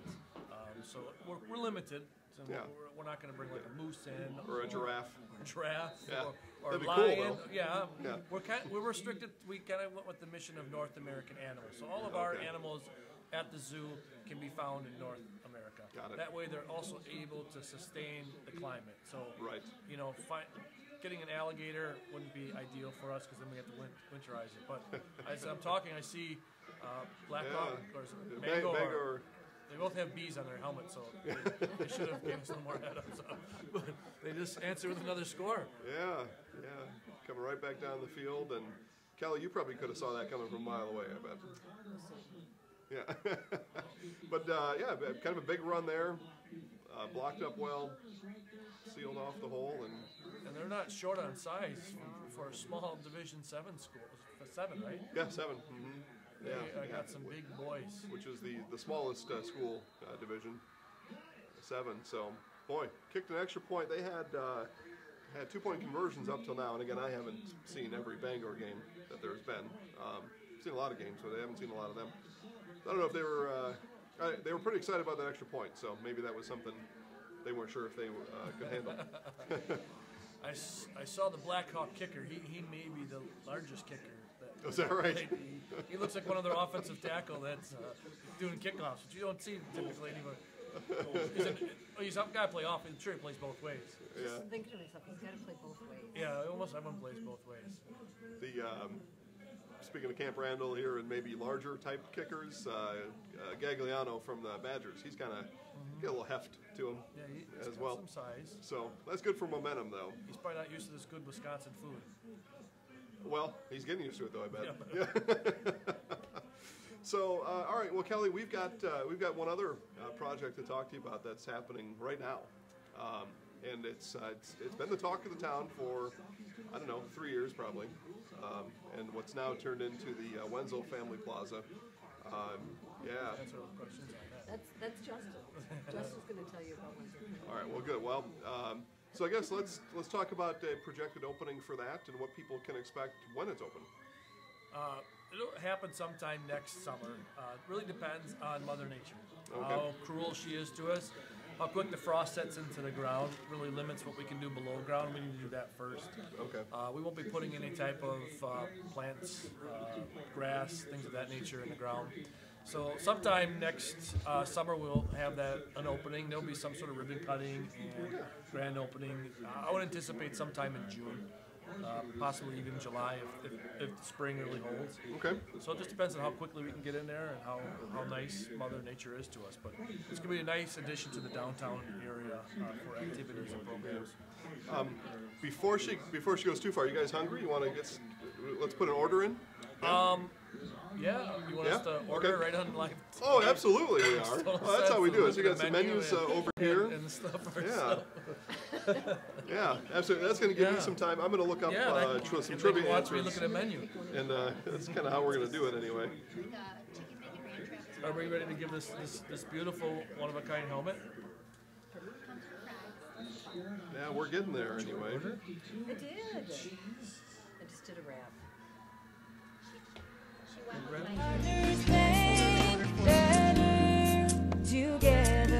We know how a bank should be at Partners Bank. Banking should be easier, treating our customers as valued and important. Services should be better with online and mobile banking and locations close to where you live and work. Loans should be quicker, and we make all decisions locally with years of experience helping people with their financing needs. Partners Bank, member FDIC, and an equal housing lender.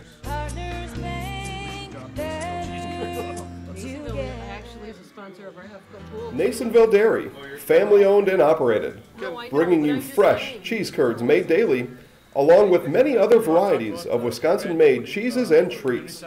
Don't forget to check out our cheese and sausage trays for your upcoming parties and cheese and sausage gift packages for the holiday season or any other special occasion. Nasonville Dairy, located just southwest of Marshfield on US Highway 10, NasonvilleDairy.com. All right, well, we are back with a handful and sometimes a mouthful of Nasonville cheese curds. We had a get together last night for a Zaleski Sports show, kind of an end of the year, kind of a party, and celebrate some milestones that the show has had, that type of thing. And none other than Mr. Ken Hyman joined our party last night for a little bit. Did you get him on camera? He and his wife. Well, we weren't televising. This was kind of an off-camera event. It'd be good to get Ken on camera. We've had him on camera. Yeah, good. And actually, one of the, I don't know, all the commercials that Brandon is going through the inventory, but we've got a fun commercial that we did with him where, if you've seen him before, give a speech or talk about the cheese. He rips through about 20 different kinds of cheeses that they make in about 15 seconds. Oh, it's an amazing sight to see. Well, I'd like to see that, because I have no idea how much cheese they make. A lot of different kinds. We were there filming that day. They were making feta, and it smelled like feta cheese. You can imagine. Yeah. So, all right. Well, we've got. Then shortly, if you're going to be up and running on December 4th, we're going to have a grand opening for the community center. Tell us how that's going to work. Kelly, you want to take that one? The 12th. Yes. I had to think December. of the date. December Tuesday. 12th at 10 a.m. Okay. It's a Tuesday. Less than a We'll do month. it- Yep, less than a month. We will do it in our the large room, which used to be the old children's section of the library, has turned into a very nice, all of the rooms are going to be very nice. We're excited about, I think we have 6 or 7 rooms that can be rented out at the community center. Obviously different sizes, different costs, but that grand opening will take place in the large room, which has a kitchen component to it. So. Yeah, nice. Okay, well, that sounds like a lot of fun. So the grand opening's nothing super amazing. It'll be some speeches, but it'll give a chance, an opportunity, I say, for anyone in the public to stop down, take a look, and see what was been going on and how does it look now and how they can use it in the future. Well, I think a lot of people are interested too to see what that has turned into. So many for so long use that building for the library, so it'd be nice to get themselves reacquainted with the building. Yes, it's going to look Find great. out everything it can do for them. That's really what it's there for. It's what it can do for the community. That's true. Yeah, well, good. Well, I'm looking forward to it. On the 14th, you say, huh? 12th. On the 12th. The 12th Okay, at 10 December a.m. 12th. Yep, Okay. Double check my calendar. sounds good. Hope you're there. You can do a live from the community center. I would bet somebody will be there with a live camera. We'll just step in front of it. Yes. Is what we'll do. I'll resist though bringing my own camera. Sometimes I just like to sit back and enjoy the events. Sometimes, You know? yes. Sometimes. Yeah. All right, well, we're getting to the final minutes here in the third quarter. Bangor 23, Blackhawk 14, and Bangor back with the ball again, too. So this is maybe that time in the game where a team could separate themselves or really put some distance. They're up by 9. Touchdown here could put them up by as many as 17 with a 2-point conversion. The way these teams move the ball, I mean, you probably have 1 or 2 possessions per quarter. There aren't many. No, there's not. No. There's not enough high flyers, and you better hold on to the ball and make sustainable drives. Yeah, Bangor was able to get past Abbotsford last week. The game took place over in Chippewa, and Bangor, they scored. They were in the 30s. Abbotsford scored though too. So like I said, sometimes I don't know that you can predict what these teams are going to do from week to week. So much 3 people like us don't know about Right. about some of these teams. They come from quite a distance around the state to show off for everybody. The first down there for Bangor, so they kind of, that's what Blackhawk did in the first half.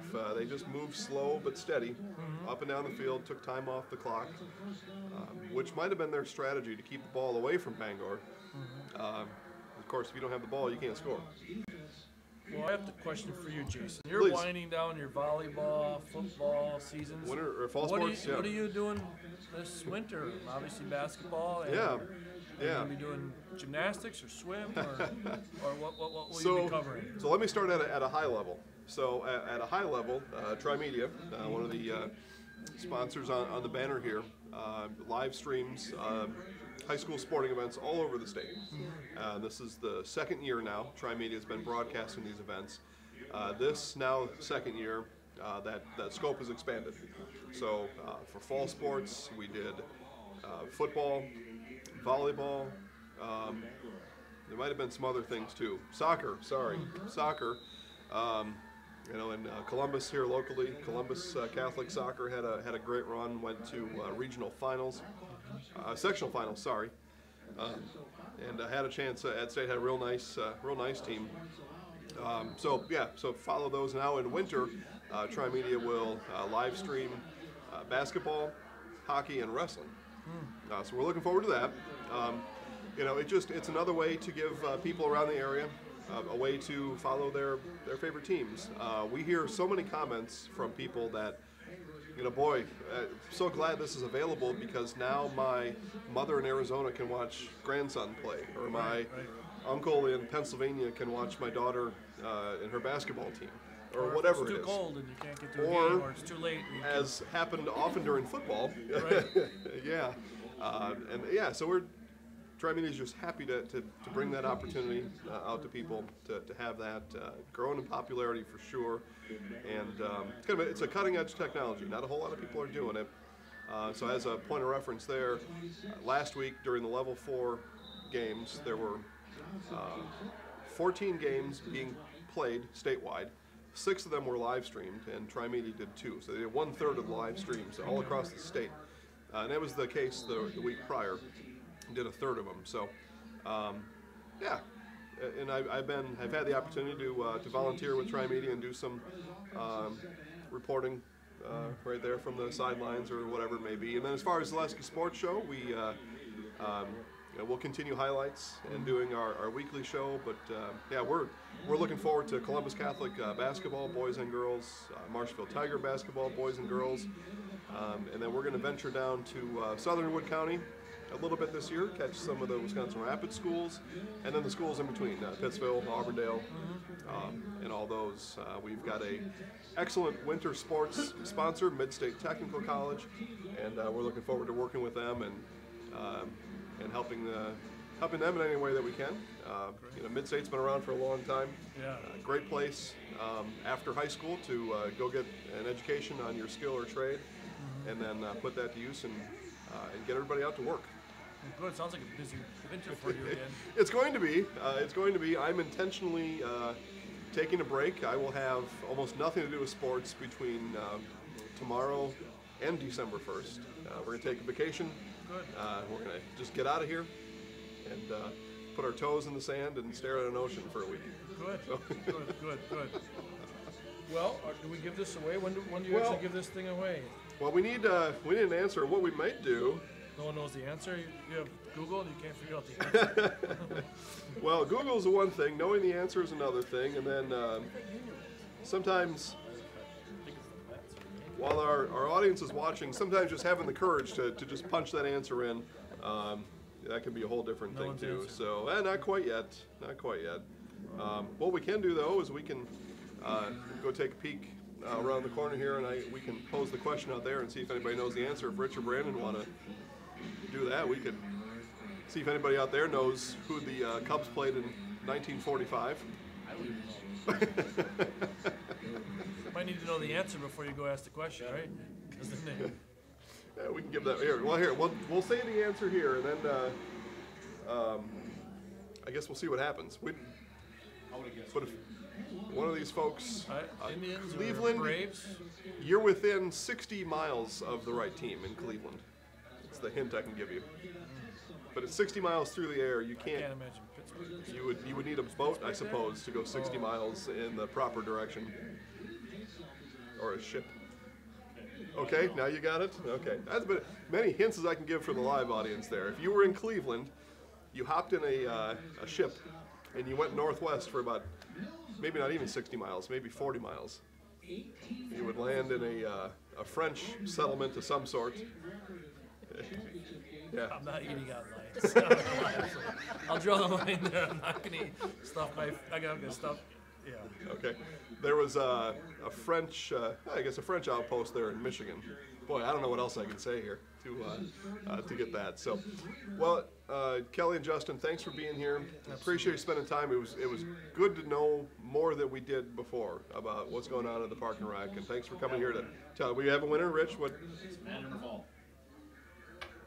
Matt Immerfall. How about that, huh? Coach Immerfall chipping in with the answer, and he must have guessed the Detroit Tigers. Yes. Yeah. There you go, Matt. You'll be your lid will be forever safe now with It's this this nice helmet. with this helmet Hopefully here. he has some children. Or he can wear it himself. I don't know if it'll fit his head, but Let's take a look here. My head's pretty big though. Yeah, probably not. it'll fit Matt. A little small-headed, you think? Okay. It'll fit his little boy. All right. Good. It's a really cool helmet though. Really cool looking helmet. Thanks for bringing it, guys. Absolutely. Thanks for Thanks for everything. having us. Appreciate it. And yeah, well, assuming this goes well, I think we're going okay right now. We'll probably do this again during some of the winter sports high school championships. Feel free to have us back if you want. Yeah. It's up to you. Yeah. The only other thing that I have is December 8th. Our Okay. winter brochure will come out. Oh, good. Okay. So, yeah, kind of, we don't print as many hard copies as we used to. Like people look online, but Yeah, they certainly sure. can pick them up in our office or Okay. there's other area locations out there can get them. And those programs will start mid-January-ish? Correct, yeah, some Yeah. of them start right away, Oh. January 2nd. We have Okay. some water exercise classes and whatnot. But remember that starting December 4th, our offices will have moved Yeah. to 211 East 2nd Street. 211 East 2nd New Street, so... community center. There'll be some growing pains, obviously, when Yeah. people come to the wrong office. Yeah, but I think it's going to be, obviously for me, it's the right place, and I won't get into my other career while I'm sitting here, but for me it was always the right place for, as things happened over these last 10 years, it was always the right place for the Park and Rec to be, which is right next to the library. I think of all the children, all the adults, everybody in the city that goes to the library, and for this option and opportunity just to be right next to, they don't even have to get cold. They don't have to go back out to their car. They can just walk right to your offices, get themselves signed up for programs, get their kids signed up for programs, and do it all right there while you're getting your books and whatever else taken care of at the library. It's just the right place to be. The seniors used to say, we were right next door to each other, but I'd hear them as they'd walk out, that they'd say, it's raining or it's too cold. I'd really like a book, but I'm not going over there today. So this way now they'll be able to go right from one building to the next as it's connected. So it'll be great. Well, we're glad to have a world-class library here in Marshfield, and now we've got a world-class Park and Rec building to go with the world-class staff at the Park and Rec. So glad that all that happens. Brandon, you are free to roll a commercial if you want to. We'll get these we'll get these guys out of here, and we'll do a last update here. We're just a few minutes into the fourth quarter. Bangor did score again, so we're 29-14 Bangor over Blackhawk with just under 11 minutes to go. Bangor's going for 2. We'll have a score update right after this.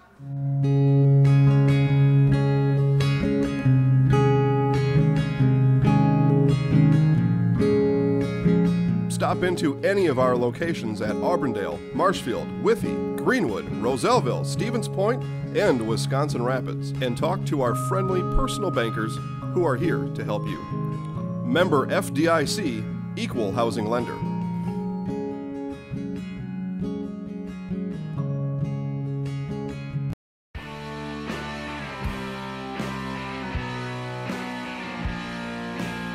Chili Implement is your Gale and Kubota dealer in central Wisconsin. Wisconsinites know that winter is right around the corner, and now is the best time to be ready for the snow. Whether it's a walk-behind or tractor, head over to Chili Implement. Chili Implement, located on County Road Y, just north of US Highway 10 in Chili. Healthcare comes with worry. That's me. And I'm here to replace them. What? What do you mean, replace me? You can't replace me. I mean, look at you. No anxiety, no paranoia, not even a hint of neuroses. What's your biggest worry? Don't have any. I'm security. Biggest fear? None. What keeps you up at night? Oh, I know this one. Happy thoughts. I see his mouth moving, but I can't understand what's coming out of it. Nasonville Dairy, family owned and operated, bringing you fresh cheese curds made daily, along with many other varieties of Wisconsin-made cheeses and treats. Don't forget to check out our cheese and sausage trays for your upcoming parties and cheese and sausage gift packages for the holiday season or any other special occasion. Nasonville Dairy, located just southwest of Marshfield on US Highway 10, nasonvilledairy.com.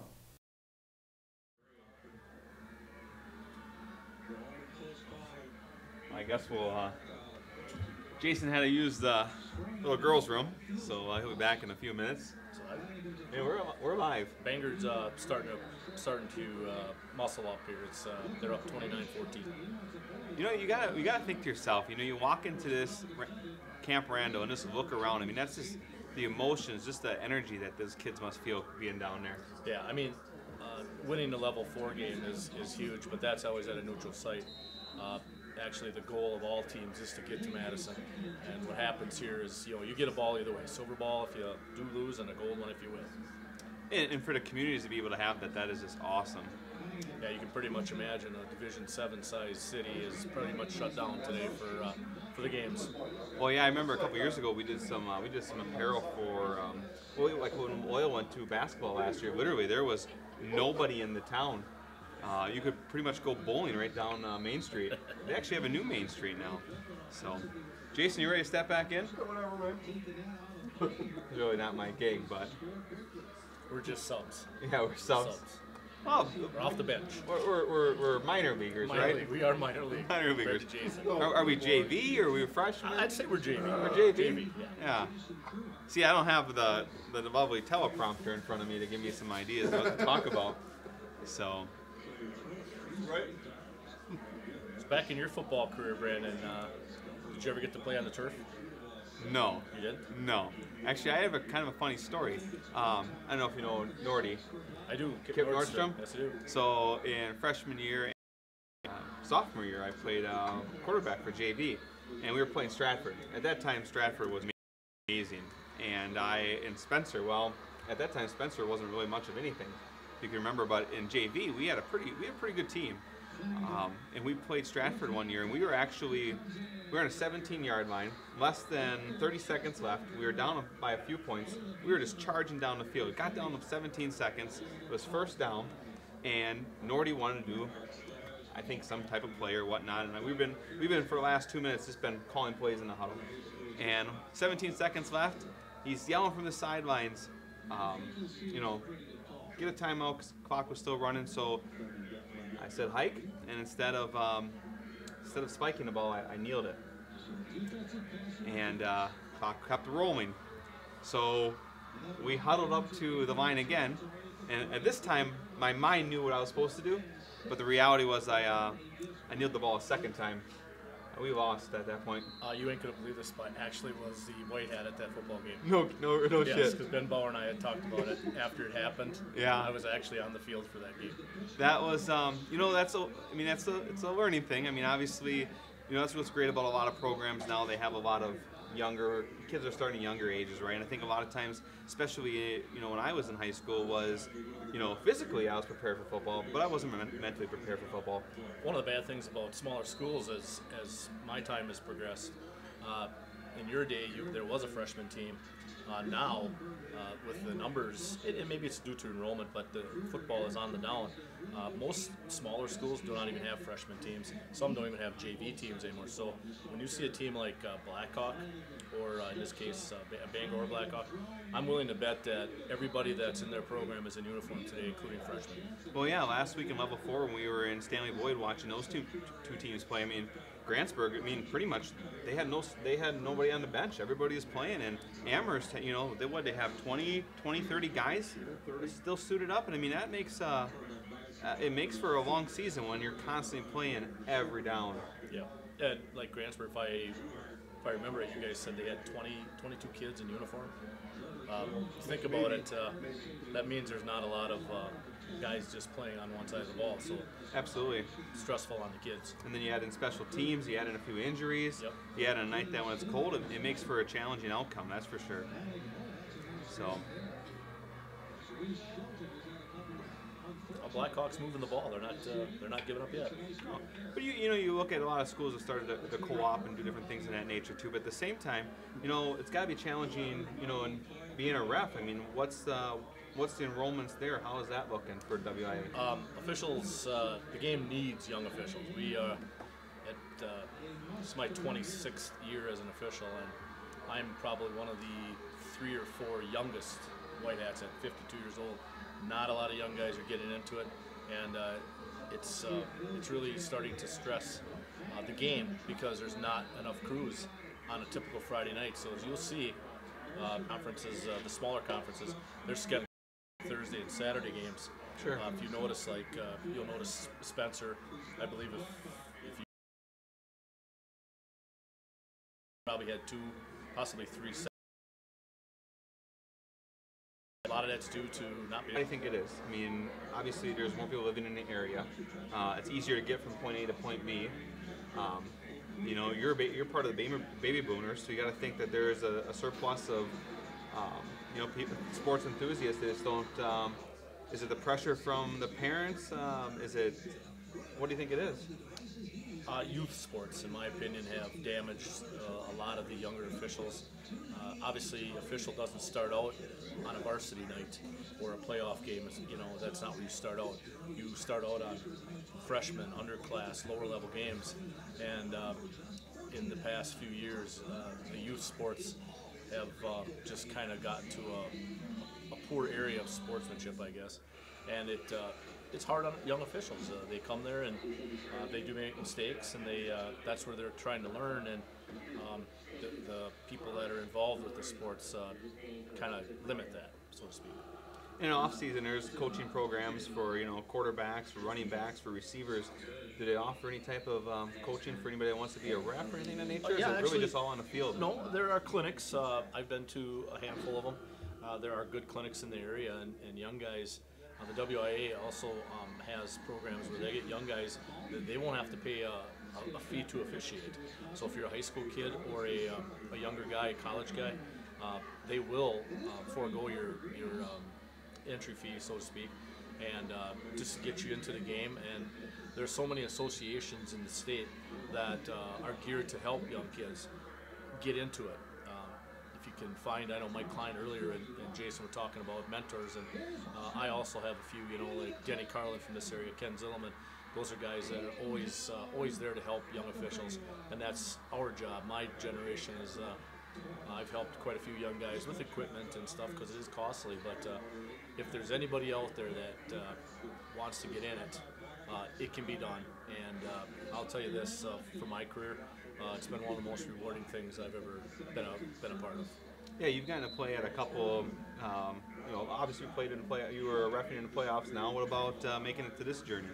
Yeah, actually, my crew has done a state game in 2013, and we've had state semifinals for the last 5 years. So it's to get to that level is a lot of work, and it's not easy. But when you get there, it's hugely rewarding. So, I mean, as you're going through, playoffs and whatnot, does the pressure momentum build for you too? Absolutely. There's nothing like a 5 minute to 7 on a Friday night. Trust me.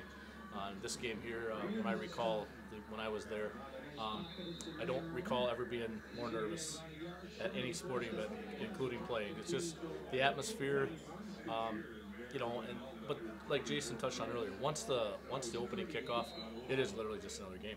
Yeah. So, obviously, going back in my experience, making a couple bad calls, refs make bad calls every now and then. Absolutely, yeah, absolutely. And the difference How do you between power through that? Well, the difference between high school and upper levels is there is no replay. You're making the call, and both coaches know that. Parents don't always agree, but you have to live with that bad call, and you have to move on. And as an official, once that bad call is made, you're on to the next one. You can't dwell on it. You can't worry about it. It's over with, and you literally have to move on. Football is a game. There's 120 snaps in an average football game, so there's a lot of calls to be made. I don't think a game's ever been decided on one call. So. Absolutely. So we're fourth quarter, about 7 minutes left. Yep. Actually, Blackhawk is making a push here, but they are down 15.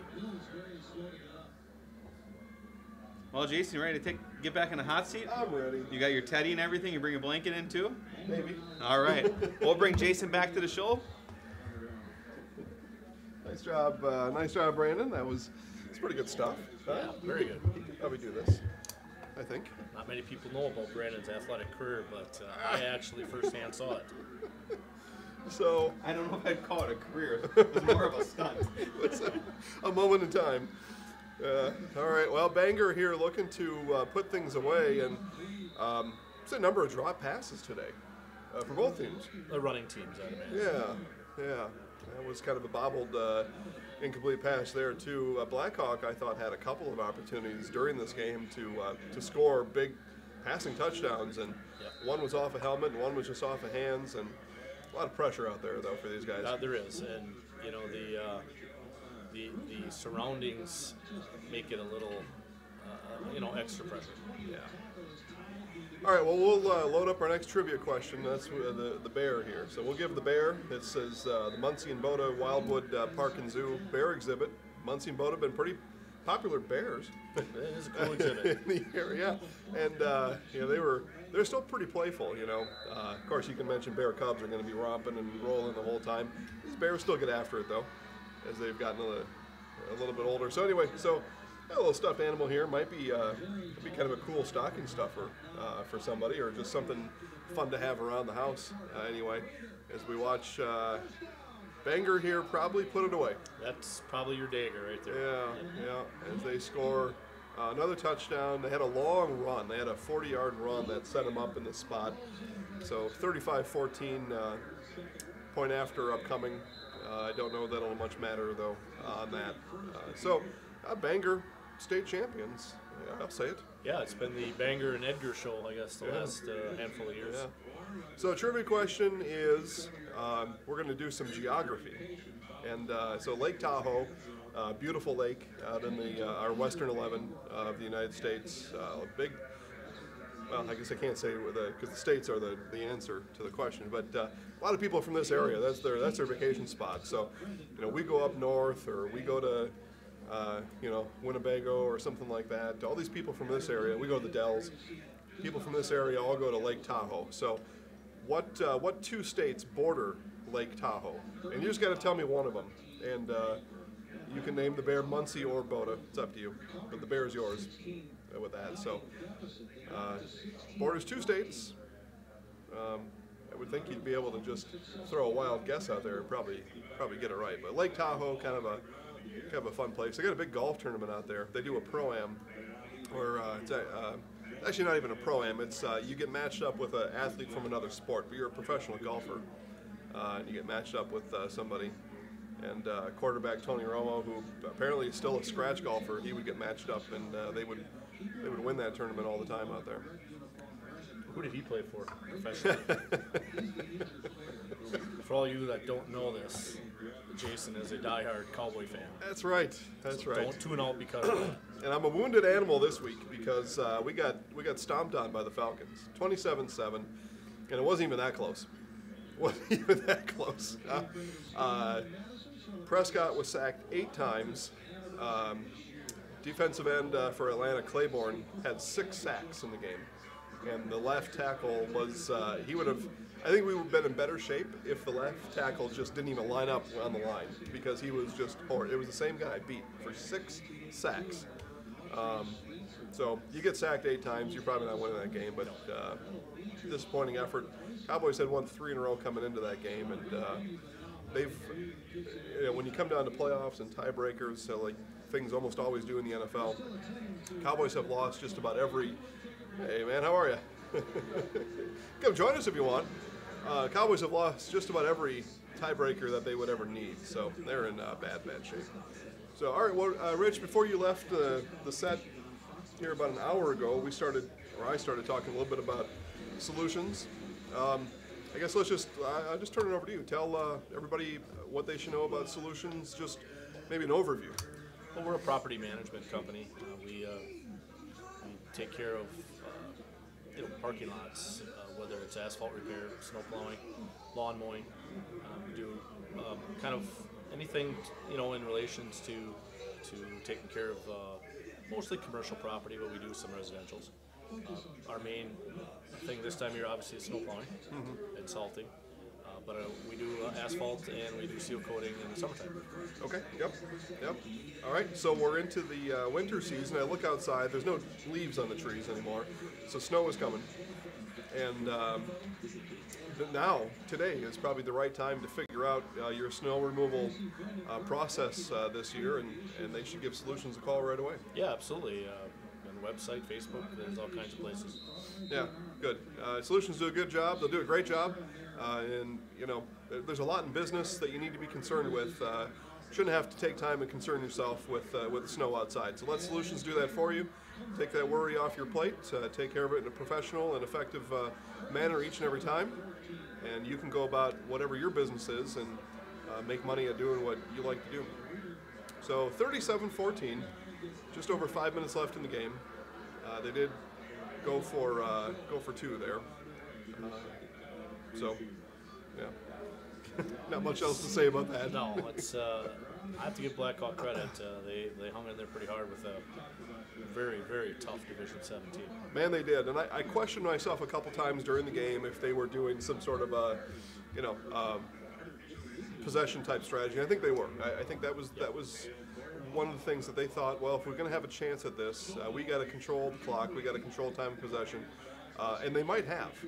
We'll have to look at the final stats. They had the ball a lot, and the game was close. It was 16-14, half of the third quarter. But Bangor just wore them out. Yeah, if you are watching the game, Bangor had some. That was a quick scoring drive. Good catch there. Yeah, wow. Acrobatic tumbling catch by Blackhawk there to score, and. Again, they're in the 20s now, and that, it's a cool thing, on the scoreboard. Coach Immerfall is pestering me quite repeatedly. A flag on the field, though. I thought he was supposed to be at work today. Oh. Boy. Maybe he is at work. He is? But so are you. Oh, okay. That's a good point. That's a very good point. So we had a flag on that play. We don't know what this is about here. Oh, boy. So touchdown will be taken off the board there on an offensive pass interference call. Blackhawk could be back at it, though. Still first down. They'll still be inside the 50. It was an easy one to call. It was right in the middle. Yeah. It was a holding call. Yeah. It was a holding call. I thought they said pass interference. The center absolutely grabbed the guy. Look at this catch, though, huh? That's an amazing catch. That is something else. So that kid, you know, it didn't score, but he's going to have that highlight to go with him for the rest of his life. And that's a pretty cool catch. You know, he doesn't have to tell anybody there was a penalty. He just has to say, you know, check out this catch here. Yeah. Kevin, you want to come on in here for a second? Why not? Yes? Ready for camera. You're up next. Actually. Well, let's talk. Well, here, let's just talk about this here. So we're looking at and talking to Kevin Kruzan, Kruzan Agencies, Farmers Insurance. Sit a minute, Kevin. Yeah, come on, have a seat here. Come grab a seat for a second. While you're here, you got Look people. at that. His ads on screen. That was not timed. Yeah. Not at all. I don't think it was. They're all loaded up there that way. So you got food for the office or just for you? That's for the office. Nice. Yep, I'm on grunt run today. Nice, nicely done. You catching any of the high school playoffs back in the office today? A few. Okay. Just between clients, we've been looking at them. Okay. Just caught the Bangor game here Okay. at the tail end. Watched Yep. a couple nice plays. So. Yeah, well, I know Kevin's got a pretty sweet setup in his office. He's got a TV that's usually turned to soccer. Yeah, unfortunately, soccer seems to be on a lot. Much rather have the football on than anything. Well, I don't mind a little soccer action every now and then. So you probably didn't know we were doing this. You probably walked in and said, "What in the world are these guys doing here?" It's a total surprise. Yeah, good. Well, what we're doing is, so Nuts Deep Bar and Grill is where we are, 801 South Central Avenue in Marshfield. And we are enjoying high school playoffs all day long. We've got a number of guests that are scheduled to appear, and I knew we would have some unscheduled guests as well. And anytime a sponsor of the Zaleski Sports Show shows up, you gotta sit next to me. You gotta sit down and say hi, right? A little bit. So yeah, and so with that here on camera, we'll tell Kevin officially thanks for helping to sponsor the show and making it possible. Even today, you're sponsoring the show. We just happened, instead of doing a live or a recorded show this week, we thought with high school playoffs on Thursday, come down here and I'll run my mouth for about 10 hours, and then There you go. that'll be that. You'll be hoarse by the end of the day. Yeah, and then I'm going on vacation, so this is kind of my last spurt of energy before that's going on. So, but since you're here, Kevin, tell people about the Kruzan Agency and how to get a hold of you, all that kind of stuff. Well, we're located at 2001 South Central Avenue. Most people remember it as the old Sirloin Stockade building back in the day. That's right. We're a full-service agency. We handle auto, home, personal liability umbrellas, recreational vehicles, farm, flood, life insurance, and financial services. We're there Monday through Friday, 7:30 to 5. Okay. And we are available phone, email. We actually have a texting service that's available to us now. Cool. You can check us out in the Mueller local book because there's a special phone number there that we can text and call into that one. Okay. All right. Yeah, we're one-stop shop, all your needs in one spot. Yeah, and of course, when your ad rolls across the bottom of my screen, we got the phone number there and all that information too. So when you see Kevin's ad, make sure to dial him up and get that figured out. Anything heading into the winter season that people should be paying extra attention to as far as insurance coverages? More, I guess, making sure their snowmobiles are properly covered when they're bringing them out of storage. A lot of people tend to forget that. Making sure that they have the proper coverage on their autos as far as the liability, making sure they might want to look at adding the comp and the collision coverage on over the winter months, just with some of those crazy drivers that are out there. But from a homeowner's perspective, I would say make sure that your ice is cleared away from your gutters. I know there are some very good companies around the area that will make sure that is taken care of for you, and as well as your sump pump lines, making sure those are clear and free. Good, good. Okay, well, and winter driving is just about here, so make sure to slow down, right? Yes, absolutely. You know, it's going to take the crazy drivers and the good drivers a few snowfalls just to get used to that kind of driving conditions anyway. It does. Yep. You know, just make sure you give that extra stopping distance. Check your tires. Check your mechanicals on your car. You know, and as always, I also tell everybody, call your agent before you go making any crazy claims or anything. We'll be able to direct you a little bit and help you out. That's what you're there for, as their subject matter expert. Absolutely. Yeah, good. All right. Well, Kevin, we'll let you off there. You got food. Make sure it stays warm and get it back to the office. Thanks for stopping in. Thanks for supporting the show, and we'll see you around. Sounds good. All right. Thanks a lot. Okay. Excellent. Well, that's kind of what we do here. It's a variety show. We know how a bank should be at Partners Bank. Banking should be easier, treating our customers as valued and important. Services should be better with online and mobile banking and locations close to where you live and work. Loans should be quicker, and we make all decisions locally with years of experience helping people with their financing needs. Partners Bank, member FDIC, and an equal housing lender. Mike Klein will be the first to tell you he's not the fastest. One and you're back. All right, guys, we're under 2 minutes down at Camp Randall, our first of 4 high school playoff games today. One of the more exciting games, or more exciting days on the sports calendar, I think, Rich, as far as high school sports are concerned. You know, a lot of wrestling fans, a lot of basketball fans, and their sport is just starting now. But this is a cool, just a cool 2 days to watch high school football and see the gold balls being hoisted, and one will be hoisted here in a minute and a half. Yeah. One of the neat things about the Camp Randall 2 days here is coaches from the whole state will be there. It's part of their deal when they coach. So you'll see coaching staffs running around Madison for the 2 days, and so you get to run into coaches that you maybe haven't seen for a couple of years, and it's quite a fraternity. Other officials are there, and so it's a neat atmosphere.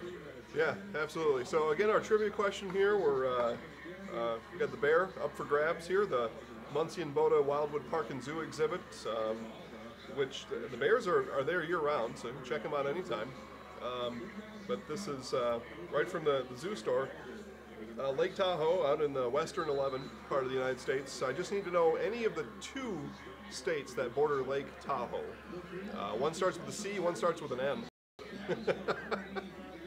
So that should be pretty simple. I think this would be a neat Christmas around the corner, a neat stocking stuffer, or maybe you're a stuffed animal person. Add that to your collection.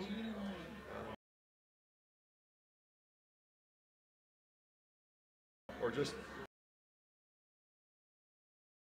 to have hanging around. Kind of a soft, fuzzy bear. All right, well, the celebration has begun. Yep, that is the final play. The final play of Division 7 football has just been executed with the kneel down. Bangor is up 37-14, and now with zeros on the clock, the Bangor Cardinals are the 2017 high school football champions, Division 7. Yeah, congratulations to them. Yeah, big time congratulations. Photographer there in the shorts, Matt, right there, you see him on TV. He goes everywhere with shorts. We were at Stanley watching Amherst and Grantsburg last week. Air temperature was 20. Wind was about 20 miles an hour, whatever that makes the wind chill, probably 0 or something. And Matt was out there with the shorts on. He wears the shorts everywhere he goes. So old friend of mine, Lee Weigel, who has just gone into the Hall of Fame here for Zaleski Sports. He's was a star running back at UW Eau Claire back in the 80s. He used to, when he coached, he never wore pants. He'd always wear shorts. And we found out later, no matter how cold it was, he would Vaseline his legs to make sure they were covered. So there's secrets to what these guys do. Yeah. Well, I'm not a big fan of pants. I like wearing shorts. It makes me a little more loose. Not when it's 20 degrees. Well, there is a limit, right? There's an outdoor limit anyway.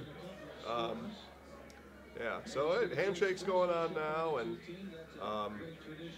certainly as exciting as it is for Bangor, Black Hawk now reflecting on their season, seniors reflecting. There's our friend Mr. Clark there, made his TV appearance. He's a great media coordinator. So I was down at the volleyball championships over at the Resch Center in Green Bay, and Tim made things pretty easy for us there. What's fun though, and what these players now from both teams will have the experience of, is some post-game interviews, as Bangor is seeing here, and they also go to the press room. They get to go to the press conference. They get to be, even the losing team, they get to be asked those questions. And Stratford was the team we were covering, and they eventually did lose that volleyball match, the semifinal match, to Eau Claire Regis. And those girls and that coach, though, were still so excited about being in that media room afterwards. It's just the whole experience, like we talked about before. Yep. They get all of it, A to Z. All these kids, you think about it, this started the first week of August, Yeah. and the work that goes into this. It's year-round for for the athletes, but the actual season, August 1st is a long time ago. August 1st was a long time ago. Yeah, a lot of things to get sorted out between then and now. Yeah, good interview here. You know, it's always amazing to me to, you know, because I know as a post-game reporter, sideline reporter, I don't ask the pros any different difficulty level of question I do a high school athlete, because I think they want to be asked those questions. They want to give their chance to respond. I think people listening want to know those answers. So, and as a 17-year-old kid, presumably, they're also poised and just do a really good job answering those questions after the games to be able to formalize their thoughts. So, all right, well, we will wrap up this first of 4 here now as Division 7 has concluded. Thanks to all of our guests. We had folks from the YMCA, we had folks from the Park and Rec that were here talking about the community center, of course, Rich and Solutions. And we'll have Rich throughout the day as our resident official, our white hat for the day, if you will. And we haven't had any controversial plays yet, but those could happen. We'll call you in. We'll throw a red flag. The crew in the first game did an outstanding job. Yeah, I think they really did. They got all the calls right. They weren't part of the game, if that makes sense. Exactly. Right? That's what you don't want to be. Yeah. All right. And then we had Mike Klein, another well-known Wisconsin official in all sports. Been involved with sports his whole life. Thanks to Kevin Krzan and the Krzan Agency for stopping by. We've got a whole bunch of guests coming for this next Division 6 game. Iola Scandinavia is playing, and they're going to take on St. Mary's. Interesting about St. Mary's, in the Division 5 game, Amherst playing in the championship. They have 1 loss on the year. Yes. That's to St. Mary's. It was St. Mary's. They lost 14-13 in a real close game. They are perennial power, no matter what division they're in, so they're a tough team. It'll be a tough game for Iola. So that game's coming up next. We'll have Marshfield Area Chamber of Commerce here to talk to us. Fairway Mortgage will be here to talk to us. And Premier Printing. We'll talk to Donnie from Premier and find out what those guys have going on this winter sports season. So that game is scheduled to start at 1. That's in just 30 minutes. So we'll be back live in about a half an hour. We'll see you then. Nasonville Dairy, family owned and operated, bringing you fresh cheese curds made daily, along with many other varieties of Wisconsin-made cheeses and treats. Don't forget to check out our cheese and sausage trays for your upcoming parties and cheese and sausage gift packages for the holiday season or any other special occasion. Nasonville Dairy, located